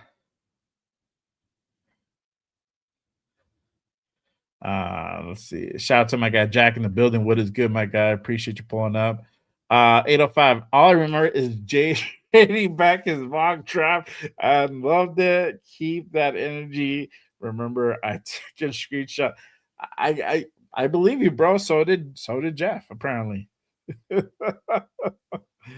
I'm gonna just say this, dog. If I want to be, my reaction is not gonna be the reaction that probably people expect if it does happen. I'll be like, what the fuck? Wow, I can't believe they did that. Okay, what are we gonna do now? Who do we got? I'm being like on a mad frenzy trying to figure out like who's gonna be the pick at 6, 3, whatever, 2, whatever. This is gonna be like, who's gonna be the guy? Who's gonna be the guy? That's literally how I probably would feel, bro. I'm just telling you right now. Doubt it happens, but I'm just telling you right now. Francis says Raiders play this QB game too much, thinking they are smarter than the league. It never works. Next year's class is not better than Mendoza as of now. That's why they are not coming out. Well, they're not coming out for different ways, for different reasons. More. Yes, I think he would have been the first round pick. Yes, he would have definitely been top 5. Not number 1. Not number 1. I think Mendoza was clear cut number 1 from these two guys. If Moore was going to come out, I think Moore took Moore number 2, no matter what. I think just the hit that really he took was the playoff games. The playoff game was that game versus Indiana. He just did not look good, bro. Did not look good. There was a lot of shit exposed. The game versus Texas Tech too, not just that game, but the game versus Texas Tech. That was another game that kind of showed a little bit like, hey, there's some shit to question about more. So I think for him, it just benefits him staying another year. And next year, you never know. He might be number 1. So we'll see. Arnie says, would you draft O-line or sign more O-line? We run it back, same roster with Linderbaum. Like, would I draft more O-line? I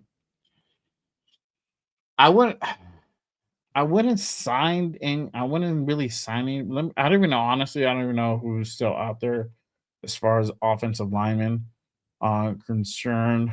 And again, you also have to think about the youth, the age. The age is also going to play a factor.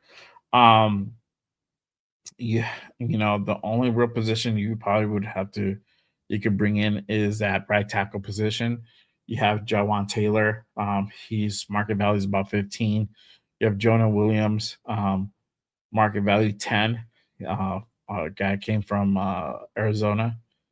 You have them out there. Both guys are 20 years old. Difference is one's $4 million more than the other, $5 million more than the other. Excuse me. So, that's a real question, right? Obviously, if we bring in one of these two guys, I would bring him in for like a 2 or 3 year deal, right? Um, you you're putting a little bit of investment in. You're giving some time for DJ Glaze to kind of get some experience in. You can bring him in for a 3 year, but really it'll probably be like you probably be able to go ahead and front load it and get out of it in the second year if you really wanted to, right? Who knows? But or you can draft the guy again. Third round, I probably would go for it to make sense. And getting a replacement for DJ Glaze, you would have to drop them before the fourth round. You have to get a guy in the second or third to make it make sense, right? Because DJ Glaze is a fourth round pick, if I'm not mistaken. So that's where it makes sense, because now you're bringing in somebody of probably better time. I mean, you could probably draft a guy in the fourth round. Maybe it probably would work out, but I feel like you kind of just swapping one for the other. You might get one good year out of them. Maybe the next year it will be shit. I don't know. So, but if as you go higher in the draft class, like as far as in the rounds, the better quality of talent there is. It's just how it is. So I don't know. They're just decisions, but offensive line, I think we good, bro. I think we good. I think you would draft at this point. So that's the real question. Are you going to go ahead and replace a right tackle position? Jack says everyone needs to learn Linderbaum. You don't spend that money if not. Yeah. Let's see. Arnie says, in your opinion, how good is DJ the Mule Glaze at right tackle or better at guard position? I haven't seen him play guard, bro. I think he can do it at right tackle. I think a lot of it last year was due to coaching, to be honest with you. You knew what type of coaching was in the building. Now we got real adults here. So I think once Rick starts working with them, I think we'll see a better DJ Glaze. I don't know. I think we'll see a better DJ Glaze, and also too, having Charles Grant there is going to also provide that competition, that kind of kick in the ass, which is good. You want that. You want a guy who's going to be there like, oh, fuck, I can potentially sit on the bench this season if I don't get my shit together and really like refine my craft and fix some of the stuff I need to fix. So I don't know. Jeff keeping the receipts, 100%. He's like, look, I clipped it. What's up, Daniel? Very appreciate you pulling up, my guys. Salute. Is DJ's nickname really the Mule? I have no idea. That's the first time I heard of it, bro. Yeah. Subs, shout to Sub. He says, we need one wide receiver, we need one wide receiver, one corner, and build special teams to stop punt return. We're getting there, bro. We're getting there. We signed that dude today. He also plays special teams, so he's good. We brought Young as well. We let go of the long snapper, Bobenmeyer. I think that's his last name, Jacob Bobenmeyer. We're bringing somebody new, so they're addressing special teams for sure. Brought a new coach, Joe DeCamillis. So, they're definitely aware of that, which is good. Oh, sorry, bro. The Ty Simpson. My bad, dog. My bad. You can't be moved, Glaze. Okay, there you go. That's what's up. Shout out to Raiderade in the building. Salute, brother. Thank you for pulling up. He says, developmental year. Last year's draft class will develop right before our buys with this coaching staff. Hopefully. And that's the thing, man. We had a like really fan base, content creators. We all had to like really make that a forefront at a point in the season. Like, hey, we ain't making fucking playoffs. Let's start seeing what these guys can do. Let's get these guys out there. Let's start evaluating. Let's start assessing. Let's start seeing, because these things are going to be important come this time this year. And we finally got to see that. I think Spytek really had to like drill it into Pete. Like, you need to play these guys. We're not going to make the playoffs. We're out of contention. We're not going to make it. There's no point to winning. Well, I don't think he said there's no point. I think he says we just need to see the talent, what we have. So however you want to wiggle that into the game as far as reps, you want to play these games late in the game, beginning of the game, middle of the game. You need to see them. We need to see them. So, yeah. Arnie says, will Tommy freaking Eichenberg get a chance with a playing time or just special teams player only? I think special teams, my guy. I think special teams is going to be like his forte. I don't think he's going to get reps over like Quay Walker or Dean, bro.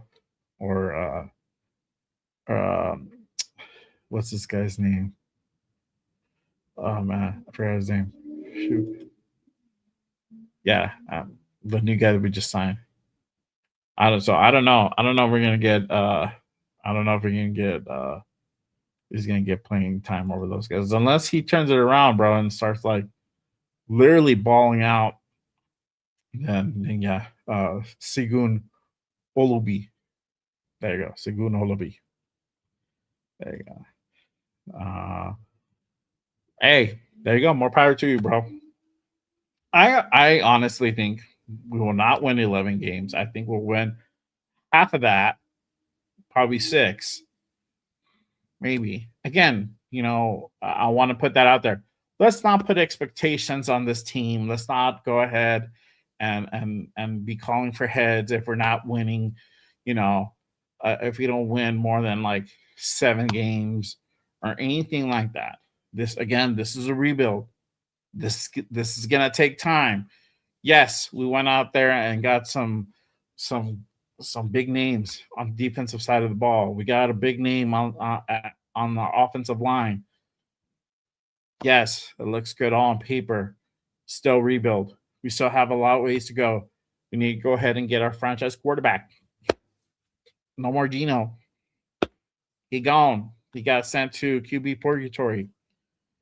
Got sent to the QB gulags, as my guy Wasted would say. He's out there doing his time, being the tank commander for them for 27. That's their year. I don't know. Whatever, right? But yeah, this year is a total rebuild. The only expectation I really have for this team is that just we look better. We look better performance-wise on the field. Okay? That's the only expectation that I have for this team, that we're moving towards the direction of getting better. Don't want to put the expectation out of winning 10 games, 11 games, 9 games, none of that. If I have to put a number on it, it's going to be on the low side. I'll be happy if we win one more game than we won last year, to be honest with you. That's just that's my take. Because again, it's a rebuild. I don't expect too much from this team doing a whole lot. But, I think we're in a better shape than I originally projected. So I think, winning 6 games might be more of a possibility than as opposed to winning 4 games or 5 games. So we'll see. We'll see. Francis says, I enjoy the idea of Moore considering his potential. I cannot see the Raiders playing in the hypothetical game. Do it look like dog shit versus equal talent? Let's see. Jeff says, we're in a position of drafting out of desperation, that we hope and pray Mendoza is the answer, and the attitude of, oh, well, we'll try again if he's not. I mean, what else are you going to do, bro? It's not drafting out of desperation. It's drafting out of need, bro. It's just we need what we need. So you're saying if we don't need let's say we didn't get Linderbaum. So the pick at 1 If let's say there was no good QBs at all, we're not going to draft an offensive lineman at 1. We're going to pick something entirely different of something that we don't need. You draft of what you need. Guess what? What we need is a quarterback. Guess what? Probably the top quarterback is out there. You know, we just talked about him and Moore. Moore was never going to be number 1 if he would have came out, bro. It just would have been another option. He would have drafted higher than Ty Simpson, but that's for damn sure.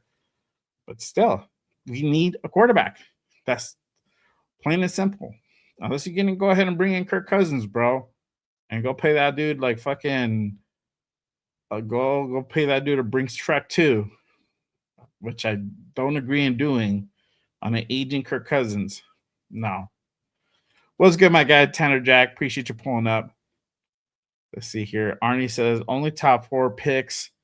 Only top 4 picks next year will get opportunity to draft Manning. Manning, Moore, Sane, Carr is Mendoza. Better than all 4 of them. I don't know, bro. I don't know. Next year I'm gonna be looking at the quarterbacks then in a few months when they start playing. I don't know. You know, I know what Moore is because we're watching Moore. I saw a little bit of an arch. I haven't seen Carr as of yet, so I got to see how these guys play. I heard Manning wasn't doing good at the beginning. He turned it around. So, you know, having him another year could be beneficial, right? Maybe he doesn't come out next year. What happens then? You guys forget too. Sometimes these guys don't have great years. They might stay another year and in college. With NIL, that's very damn possible. They don't have to come out. They make a lot of money to begin with. So that changes things. So this is also a thing that we have to remember. These guys can stay in longer. Fucking look at Indiana's guys. These guys are like 8-year seniors and shit, you know? Like, it's crazy. Most of these guys are like 25, 26 coming into the draft. That's wild. Wild. So I'm just saying, you know, just food for thought. You know, just because supposedly the draft class is going to be better next year doesn't mean it's really going to be better next year. We don't know what could happen. And we don't know even if we can get up into a position where we might be able to get some of these quarterbacks. We just don't know. So that's another thing we just have to kind of go ahead and think about. Shout out to TD in the building. He says, hoping Charles Grant gets that right tackle job. We don't know, bro. I wouldn't be mad if he does. And it's funny that a guy that we were just like, this guy needs a lot of work. And when he finally got a shot, he did not look bad at all. He did not look bad at all. So potential there. Potential. As 805. Shout out to my guy 805 in the building. I remember when we did that breakdown on Charles Grant when we first drafted him. It's like, this dude needs a lot of work. And, you know, he didn't get a lot of reps, even when he did get playing time at the end. But when he did, he made those reps count. So that's good. When is the draft again? The April the 24th. The 23rd, 24th, and 25th, if I'm not mistaken. Let's see. Arnie says Charles Grant is another year away unless injury happens. I hope not. Don't be jinxing shit, bro. Let's see. Raider 8 says, if we win more than 3, we are heading. Exactly. Thank you. Thank you, my guy. Thank you. I appreciate that. Yeah, exactly what I'm saying, bro. If we win more than 3, we'll be on the path of right direction. We'll be on the path of the right direction. So let's see. Go ahead and make sure you guys go ahead and put your questions and comments in, guys. Again, if you guys are watching the replay, go ahead and put your comments in there. Let me know what you guys think about possibly having a bridge QB for Fernando Mendoza, if that is going to be the pick at number 1, which we all think most likely will be. But if you guys haven't done so already, make sure you guys hit that like, hit that subscribe on this channel. It really does go ahead and really help support the show. Appreciate you guys tapping in with me on this Monday night. Let's see here. Tanner says, can't wait to hear that we drafted Mendoza. There you go. Exactly, bro. Arnie says, biggest impact is Taron Johnson on defense this year, 100%. We finally addressed that nickel position, and that was a position that if you guys were rocking with me last season, we were screaming at the top of the lungs, me and Rundown, get a fucking nickel, and we ended up doing that. So thank you, Spy Tech. Telling you, my guy's been cooking. Shout out to my guy Mobile Raider in the building. Salute, brother. Haven't seen you in a minute. Thank you for pulling up. Appreciate you, my guy. Let's see here. Arnie says, Jay, looking at our depth chart, what position do we have to focus in the draft? Nose tackle for sure. So that defensive tackle, we got to get a nose. We got to get a nose. Wide receiver is probably the other position. And this is the question, what comes into play is what do you do in the second round? Having only technically at the moment that one pick at 36 in the second round, are we going to go ahead and get a defensive player, offensive player? If it's offensive player, are we drafting that? Wide receiver? If it's defense, are we getting a nose tackle? Are we getting a linebacker? What is the play there? A lot of questions to be raised. Honestly, the meat and potatoes looks like this year is going to be that second and third round. Fourth round is still going to be okay. You have potential there. But, man, if we're able to go ahead and get back into the second round, third round a couple times, having an extra pick in both of those rounds, we could definitely do some damage there. We can definitely fast track the rebuild way faster. We can fast track it for sure. Troy says, Moore is better quarterback prospect than Mendoza. I don't know, my guy. I think he would still be second.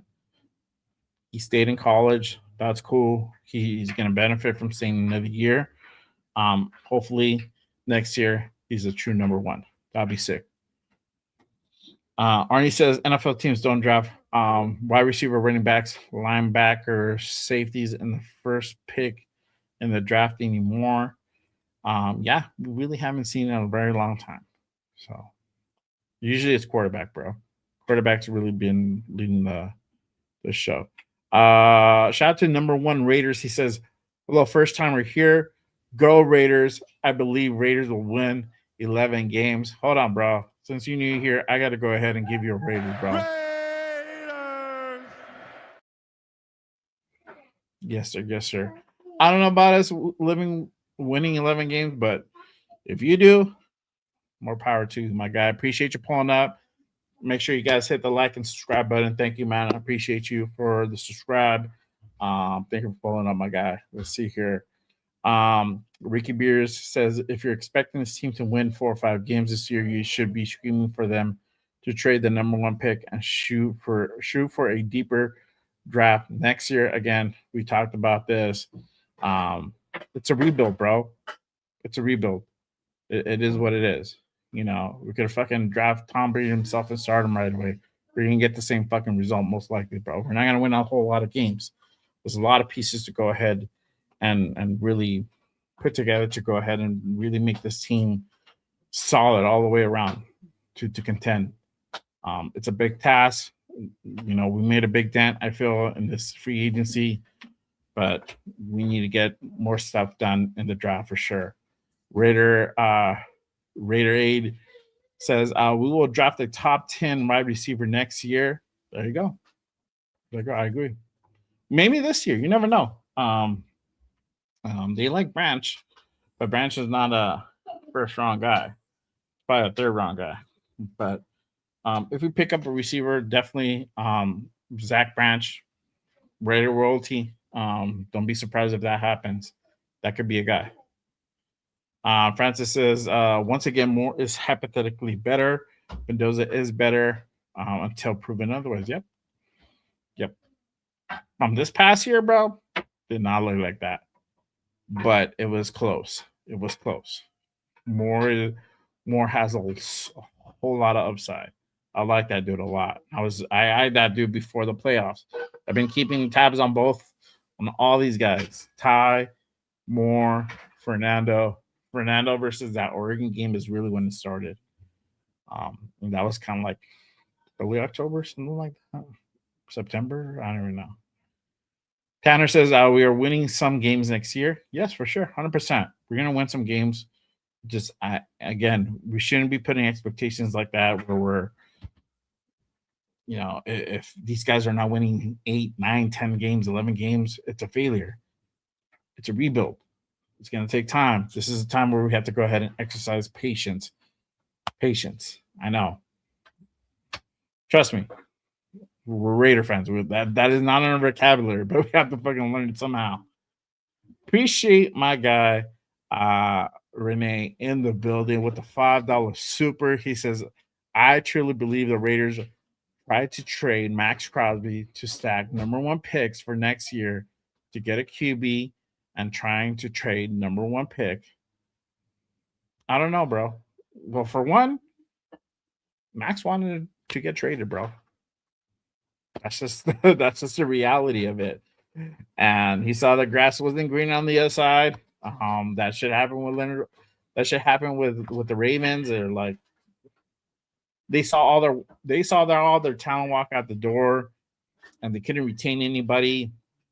They couldn't really make big moves, so they're like, "Fuck this." Trey Hendrickson's out there.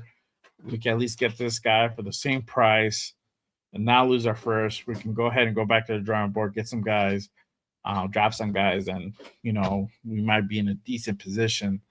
But yes, getting the extra draft picks are good. We have options. So if a thing where we trade back out of the first, again, not mad at it. Did do a draft. Ask my guys 805 and Jeff. They're here. They have receipts. I have to play devil's advocate, bro.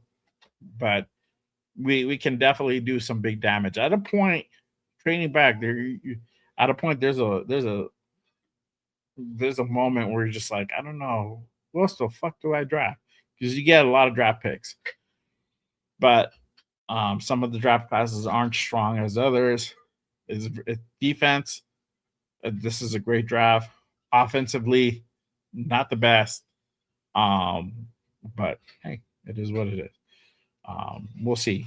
My thing is this, and I was going to ask this question too earlier. If something like if a trade could still happen, I don't think anytime soon. I think there's something. Obviously, we know this is going to happen. These rumors don't go away. These rumors will always continue to happen until we actually start winning games. And when I mean winning games, I mean winning 11 games. I mean winning playoff games. Making runs. That's when stuff like that, when these rumors start dying away. But the rumors won't go away until we finally win a Super Bowl. And I don't even think the rumors will stop. They'll find a way to go ahead and turn this thing around where, Maxx Crosby will go ahead and try to find the next team to go ahead and win a Super Bowl at, or want to go back home, or some shit, this or that. I don't know. There's always something. So I don't think those rumors, people will just, the media, people out there don't want us to have nice things. And that's kind of how it is. You already know. My guy John says, with all these free agents we signed and our new coach, Casey taking a step back, easy 10 wins. Ooh, no. Oh, my guy. I don't know. Come on. Alex says 6 wins is good for me. There you go. That's what's up. Arnie says, who's your favorite wide receiver in the draft? I like Mekhi Lemon, Casey Contention. We just read Denzel Boston just a bit ago. That guy has a lot of upside potential, but fortunately, this guy is looking to go ahead and be drafted somewhere in the first round, maybe maybe at the very bottom, like floor, top of the second round, somewhere around there. So we'll see. But yeah, unless we trade back into the first, is really where we can go ahead and draft a guy like Denzel Boston. But guy's a tall guy, 6'4". He his 40 is about 4'5", but what I read earlier, even though he clocked that, he's much faster running the route. So yeah. But I don't know. We'll see. We'll see. My guy Alex says, why would us Raiders get a wide receiver in free agency and get Tyler not to draft Mendoza first overall? Y'all crazy. I don't know. Yeah. That's just I don't know, bro. It isn't. I don't even try to reason with some of this stuff sometimes, bro. Just it is what it is. My guy Resident says Crosby felt the reality of the NFL and how cutthroat it could be. Yeah, bro. And like we were talking about it earlier. The grass is not always green on the other side. It's just he has certain perks. He has certain pull here, bro. He has certain influence in the building. He has big influence on the defense. He's a captain. He's right now at the moment still the face of the franchise. Bar it however you feel. The fact is, Maxx Crosby is still the face of this franchise until we officially draft Fernando Mendoza, and that could change. That can change. You might now have another face of the franchise. You can have two faces of the franchise. You never know. But that's just this is how it is. So we'll see what happens. But yeah, I think he just felt like, hey, I have a pretty good here, and I have a fan base that really loves me, that really cares for me. And why am I going to fuck up a good thing? Hey, but it's all good. Number one, Raiders with the DL free agency addition to Max should stay and move on. Free agency addition, Max should stay and move on to the Super Bowl.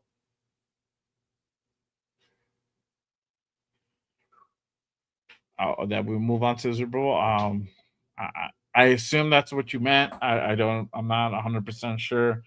But we're rebuilding, bro. We'll have something maybe next year.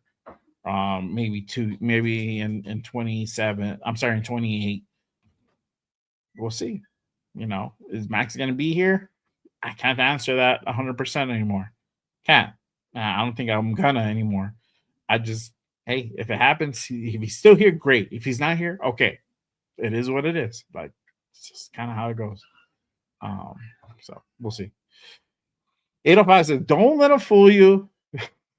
Jay saw the light and the beauty of trading back. The grass is greener over here. I don't think so, my guy. I don't think so. That was just a shits and giggles. You can't prove otherwise. I'm just telling you now. John says, I don't see our GM tanking 2 seasons in a row for a quarterback. Mendoza always has been the plan. What do you think could be? I came here. 100% agree. Thank you. Thank you, John. Raider, it says Lemon is a Raiders fan. Why he interviews like that? I don't know, dog. Makai is a unique individual, bro. But I'm gonna just tell you that.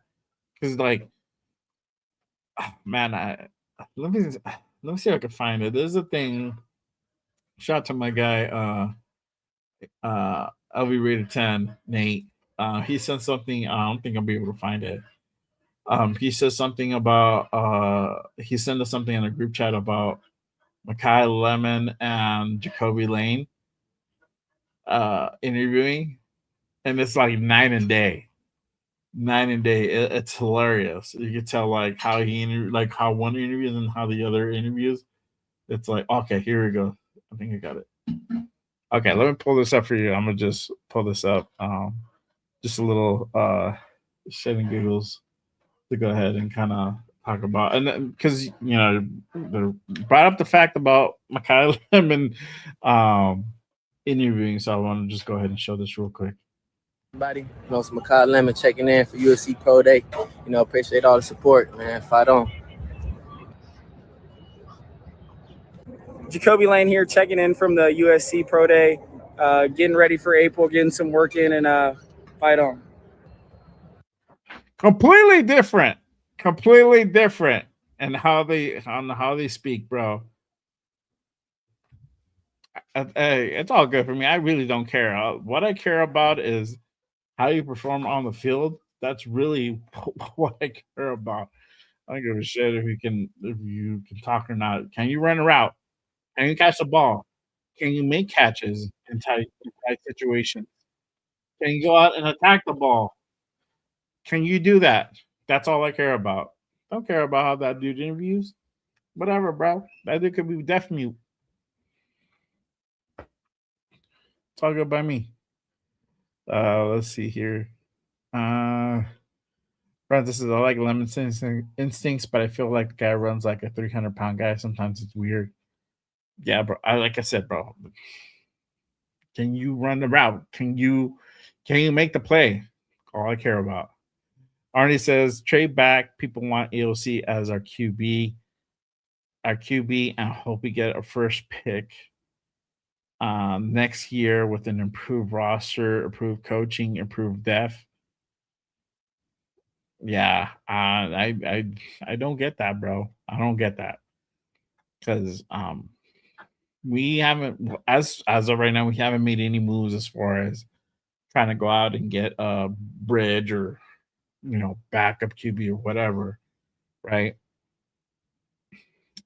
Kirk Cousins and I mean it's not a whole what's out there right now is not too attractive. You got, outside of Kirk Cousins, it's Aaron Rodgers. He old as fuck. Then you have Russell Wilson. We know what he is. Then it's Zach Wilson, Tyrod, fuck, Flacco, and the list goes on, bro. The list goes on. So like,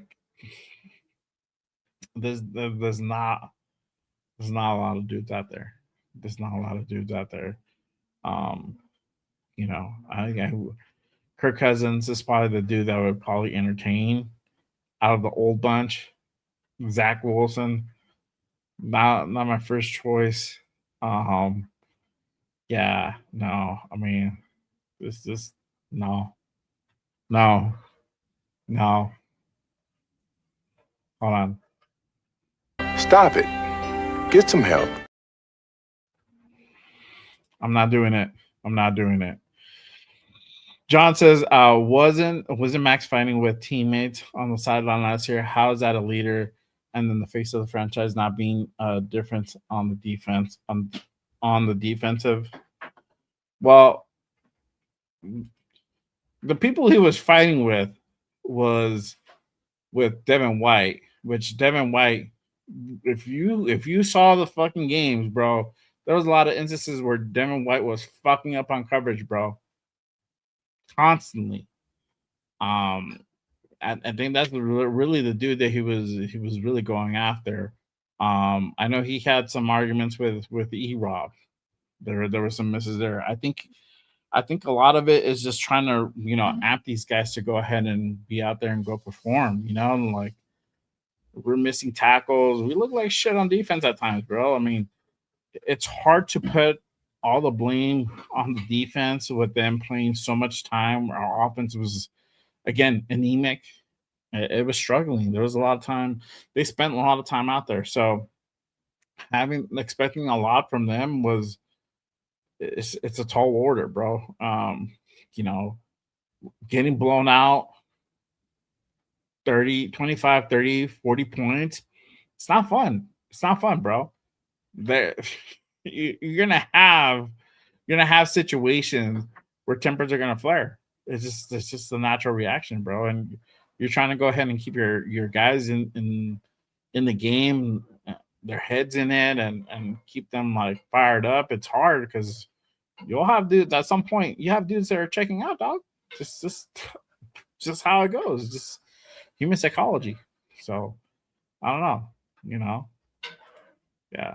So shout out to my guy Lecky in the building. Salute. My guy Raider Aid says they wasn't setting the end when needed. Yep. Max wasn't that great either.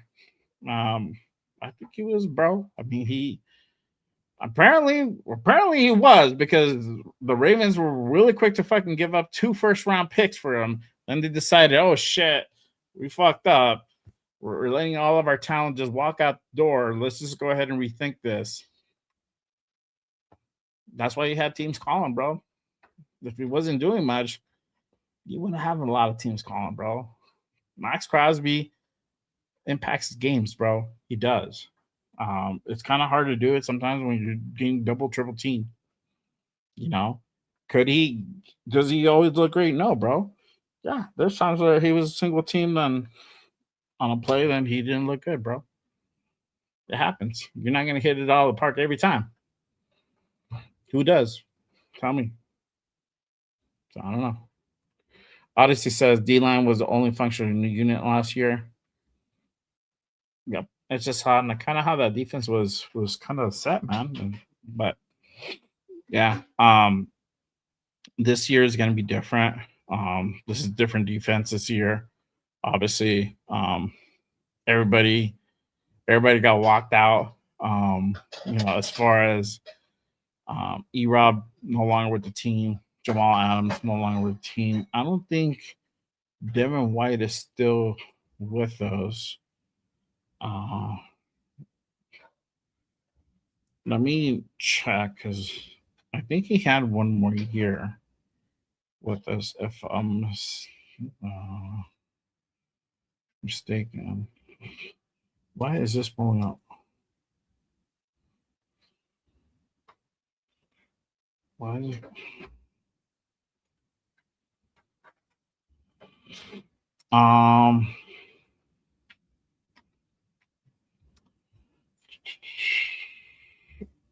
Yeah. Terry Wilson, Ron Jackson.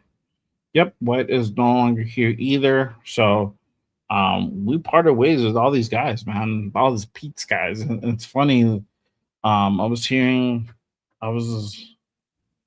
think I was listening to oh man, who was I listening to? Sanjeet. I was listening to Sanjeet. And it's funny. He brought up the fact about Pete and the guys that he picked up, and like all these guys are no longer here. What decision making did that come into play? Like guys like Jeremy Chan, guys like Darian Porter. These are size guys. Is it because we knew like Pete Carroll likes the measurables? That's like I see he goes after, and that's what we did last year.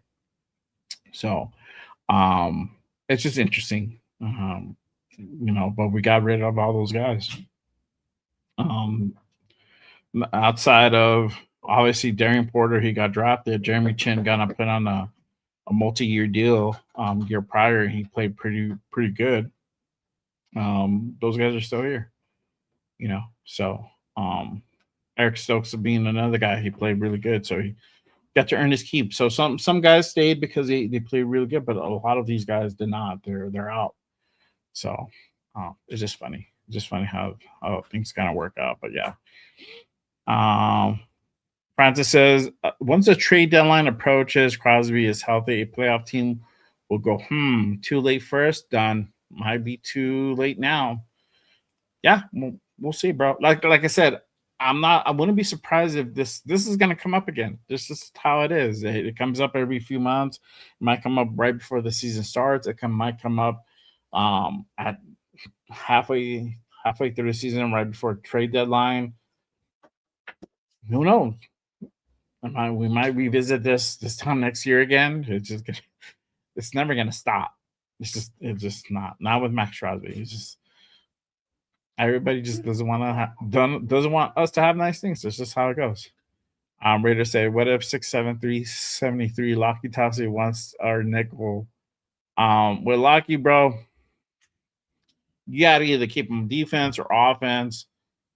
This guy is so raw, new to the game. He's learning it, man. And so if you're trying to give him you're trying to have him wear too many hats, especially a guy who hasn't played the game for very long. You're just going to confuse him. Um, I would just keep him on offense and just let him learn through there. I think he probably benefits better just being on the offensive line. But who knows? But yeah, I wouldn't confuse him. To either stick him one side of the ball or the other, and that's where you keep him. That's it. Only way it stops it if the Raiders start winning, like winning playoff games, winning a Super Bowl. Then maybe you'll have the rumor stop. But yeah, don't hold your breath. Don't hold your breath. Let's see here. Other than that, let me see. I don't have anything else. I think that's pretty much it, guys. I mean, we kind of talked about who they can go ahead and go after in free agency. They may or may not go after a wide receiver again.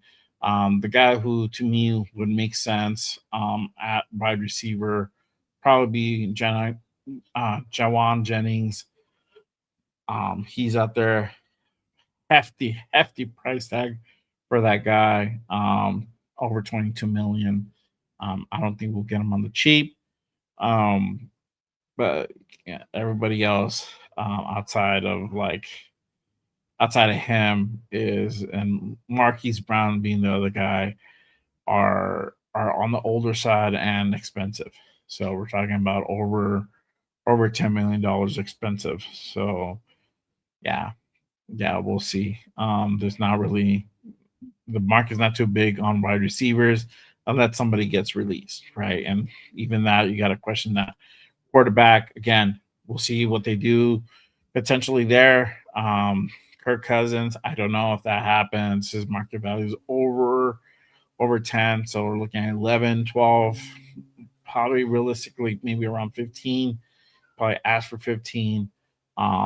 Everybody else is on the older side. Aaron Rodgers, I think it'll be good on that. Russell Wilson, Flacco. I think Flacco wants to stay in Cincinnati. That's kind of what I heard. Yeah, everybody's over 30. So my thing is this. I wouldn't want to spend too much on a quarterback if we're drafting Fernando Mendoza, to be honest with you. It just doesn't make a lot of sense. So go ahead and spend all this money on a guy that you just probably going to keep for half a season. Not a whole lot of sense there, but obviously, we'll find out what happens there. For all intents and purposes, you never know. We might stick with AOC. He could be the backup. We might draft a late round quarterback to be the third guy, or UDFA guy to be the third round, the third string quarterback. You never know. So we'll see here. Or you just might get somebody on the cheap to be that third string quarterback. So who knows? Talked about nose tackle. Not a whole lot of impressive guys out there for that one either. They may or may not pick up another corner. I think special teams, there might be some pickups there on who they potentially they might strengthen some positions there. We'll see on kind of how they want to go ahead and play that out. But barring that, I think we got most of the guys that we need to go ahead and really immediate attention on the positions. Everything else I think we're going to start seeing is going to be depth pieces, offensive line, defensive tackle, corner. You might see some of that just more on depth side. The draft is really gonna be on kind of how we start bringing in some of the guys that could potentially, obviously, either start or be immediate projects that may or may not draft right away, may or may not start right away. So we'll see how kind of that works out. But obviously, we'll see what happens in the next weeks leading up to the draft as well. But that's pretty much it for me, guys. We've been been on for 2.5 hours. Crazy. Again, if you guys haven't done so, make sure you guys hit that like, hit that subscribe button on this channel. Just Raiders, baby.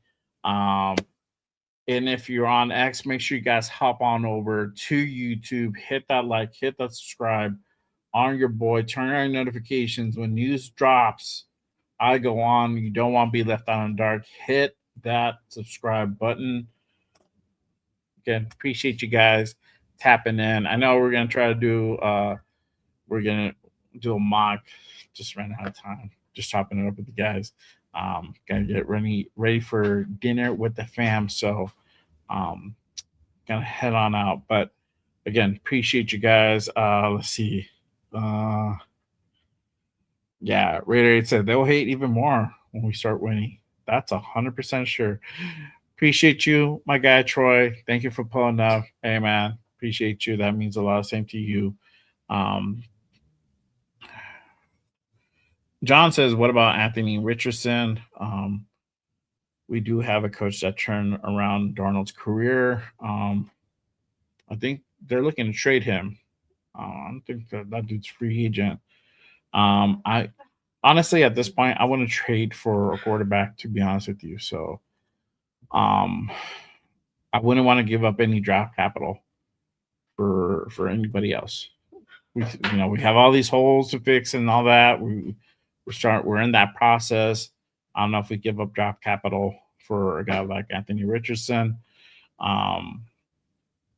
You gotta keep this in mind.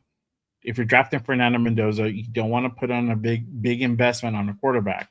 You want to bring in somebody who can be here for a year, 2 years tops.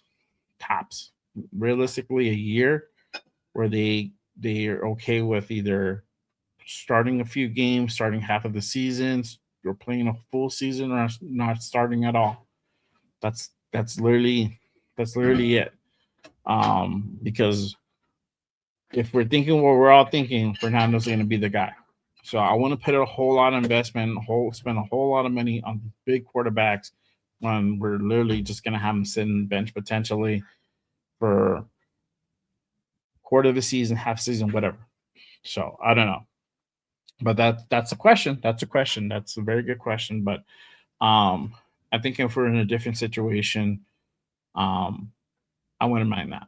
But I think with what we're planning to do, I think we don't make that move with Richardson.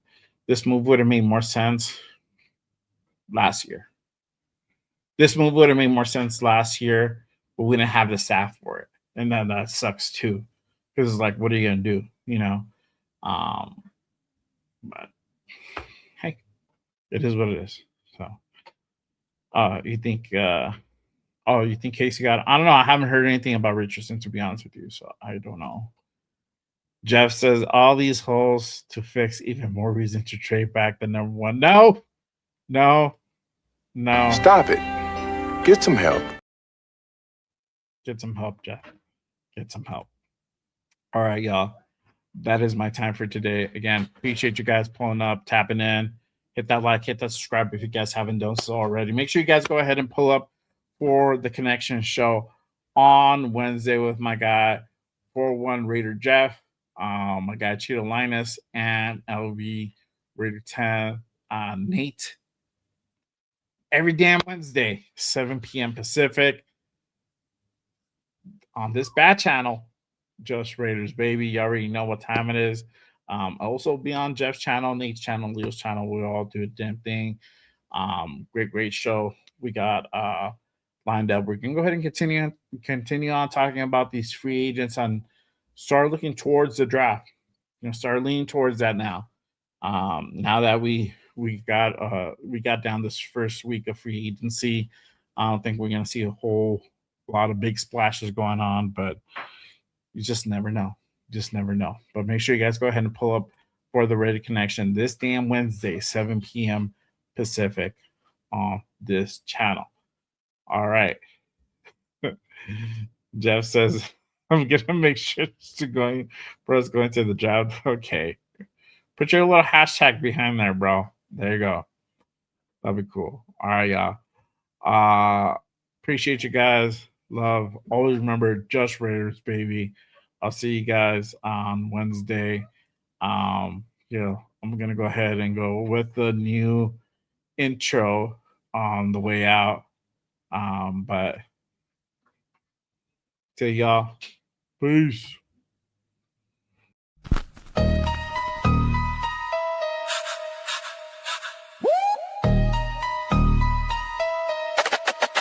J-Ray, the creator with the killer content, hot takes and the dopest, gas rated nation. From Oakland to LA, then Vegas. Nothing greater than the Raiders, only facts. Just Ray, just Ray, just Ray, just Ray. Stand up. Welcome to the channel. It's called Just Raiders, baby. If you ain't subscribed, then you gotta try. Just Raiders, baby, nothing but love for the Raiders. Been an OG before 93. Shout out to the nation, they always crazy. So nation, ride with me, taking over my style is amazing. Making hits like the B on the Blitz and Silver and Black on the attack. They on the map. J-Ray, the creator with the killer content, hot takes and the dopest, gas Raider Nation. From Oakland to LA, then Vegas. Nothing greater than the Raiders, only facts. Just Ray, just Ray, just Ray, just Ray, just Ray, just Ray, J-Ray, just Ray, just Ray, just Ray, just Ray, just Ray, just Raiders.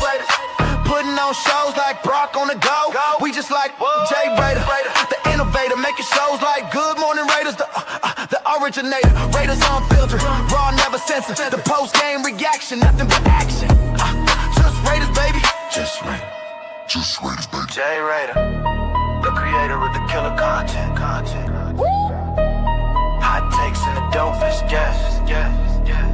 Raider Nation, the only nation. There ain't no question. Just win, baby. Win, baby. Just win.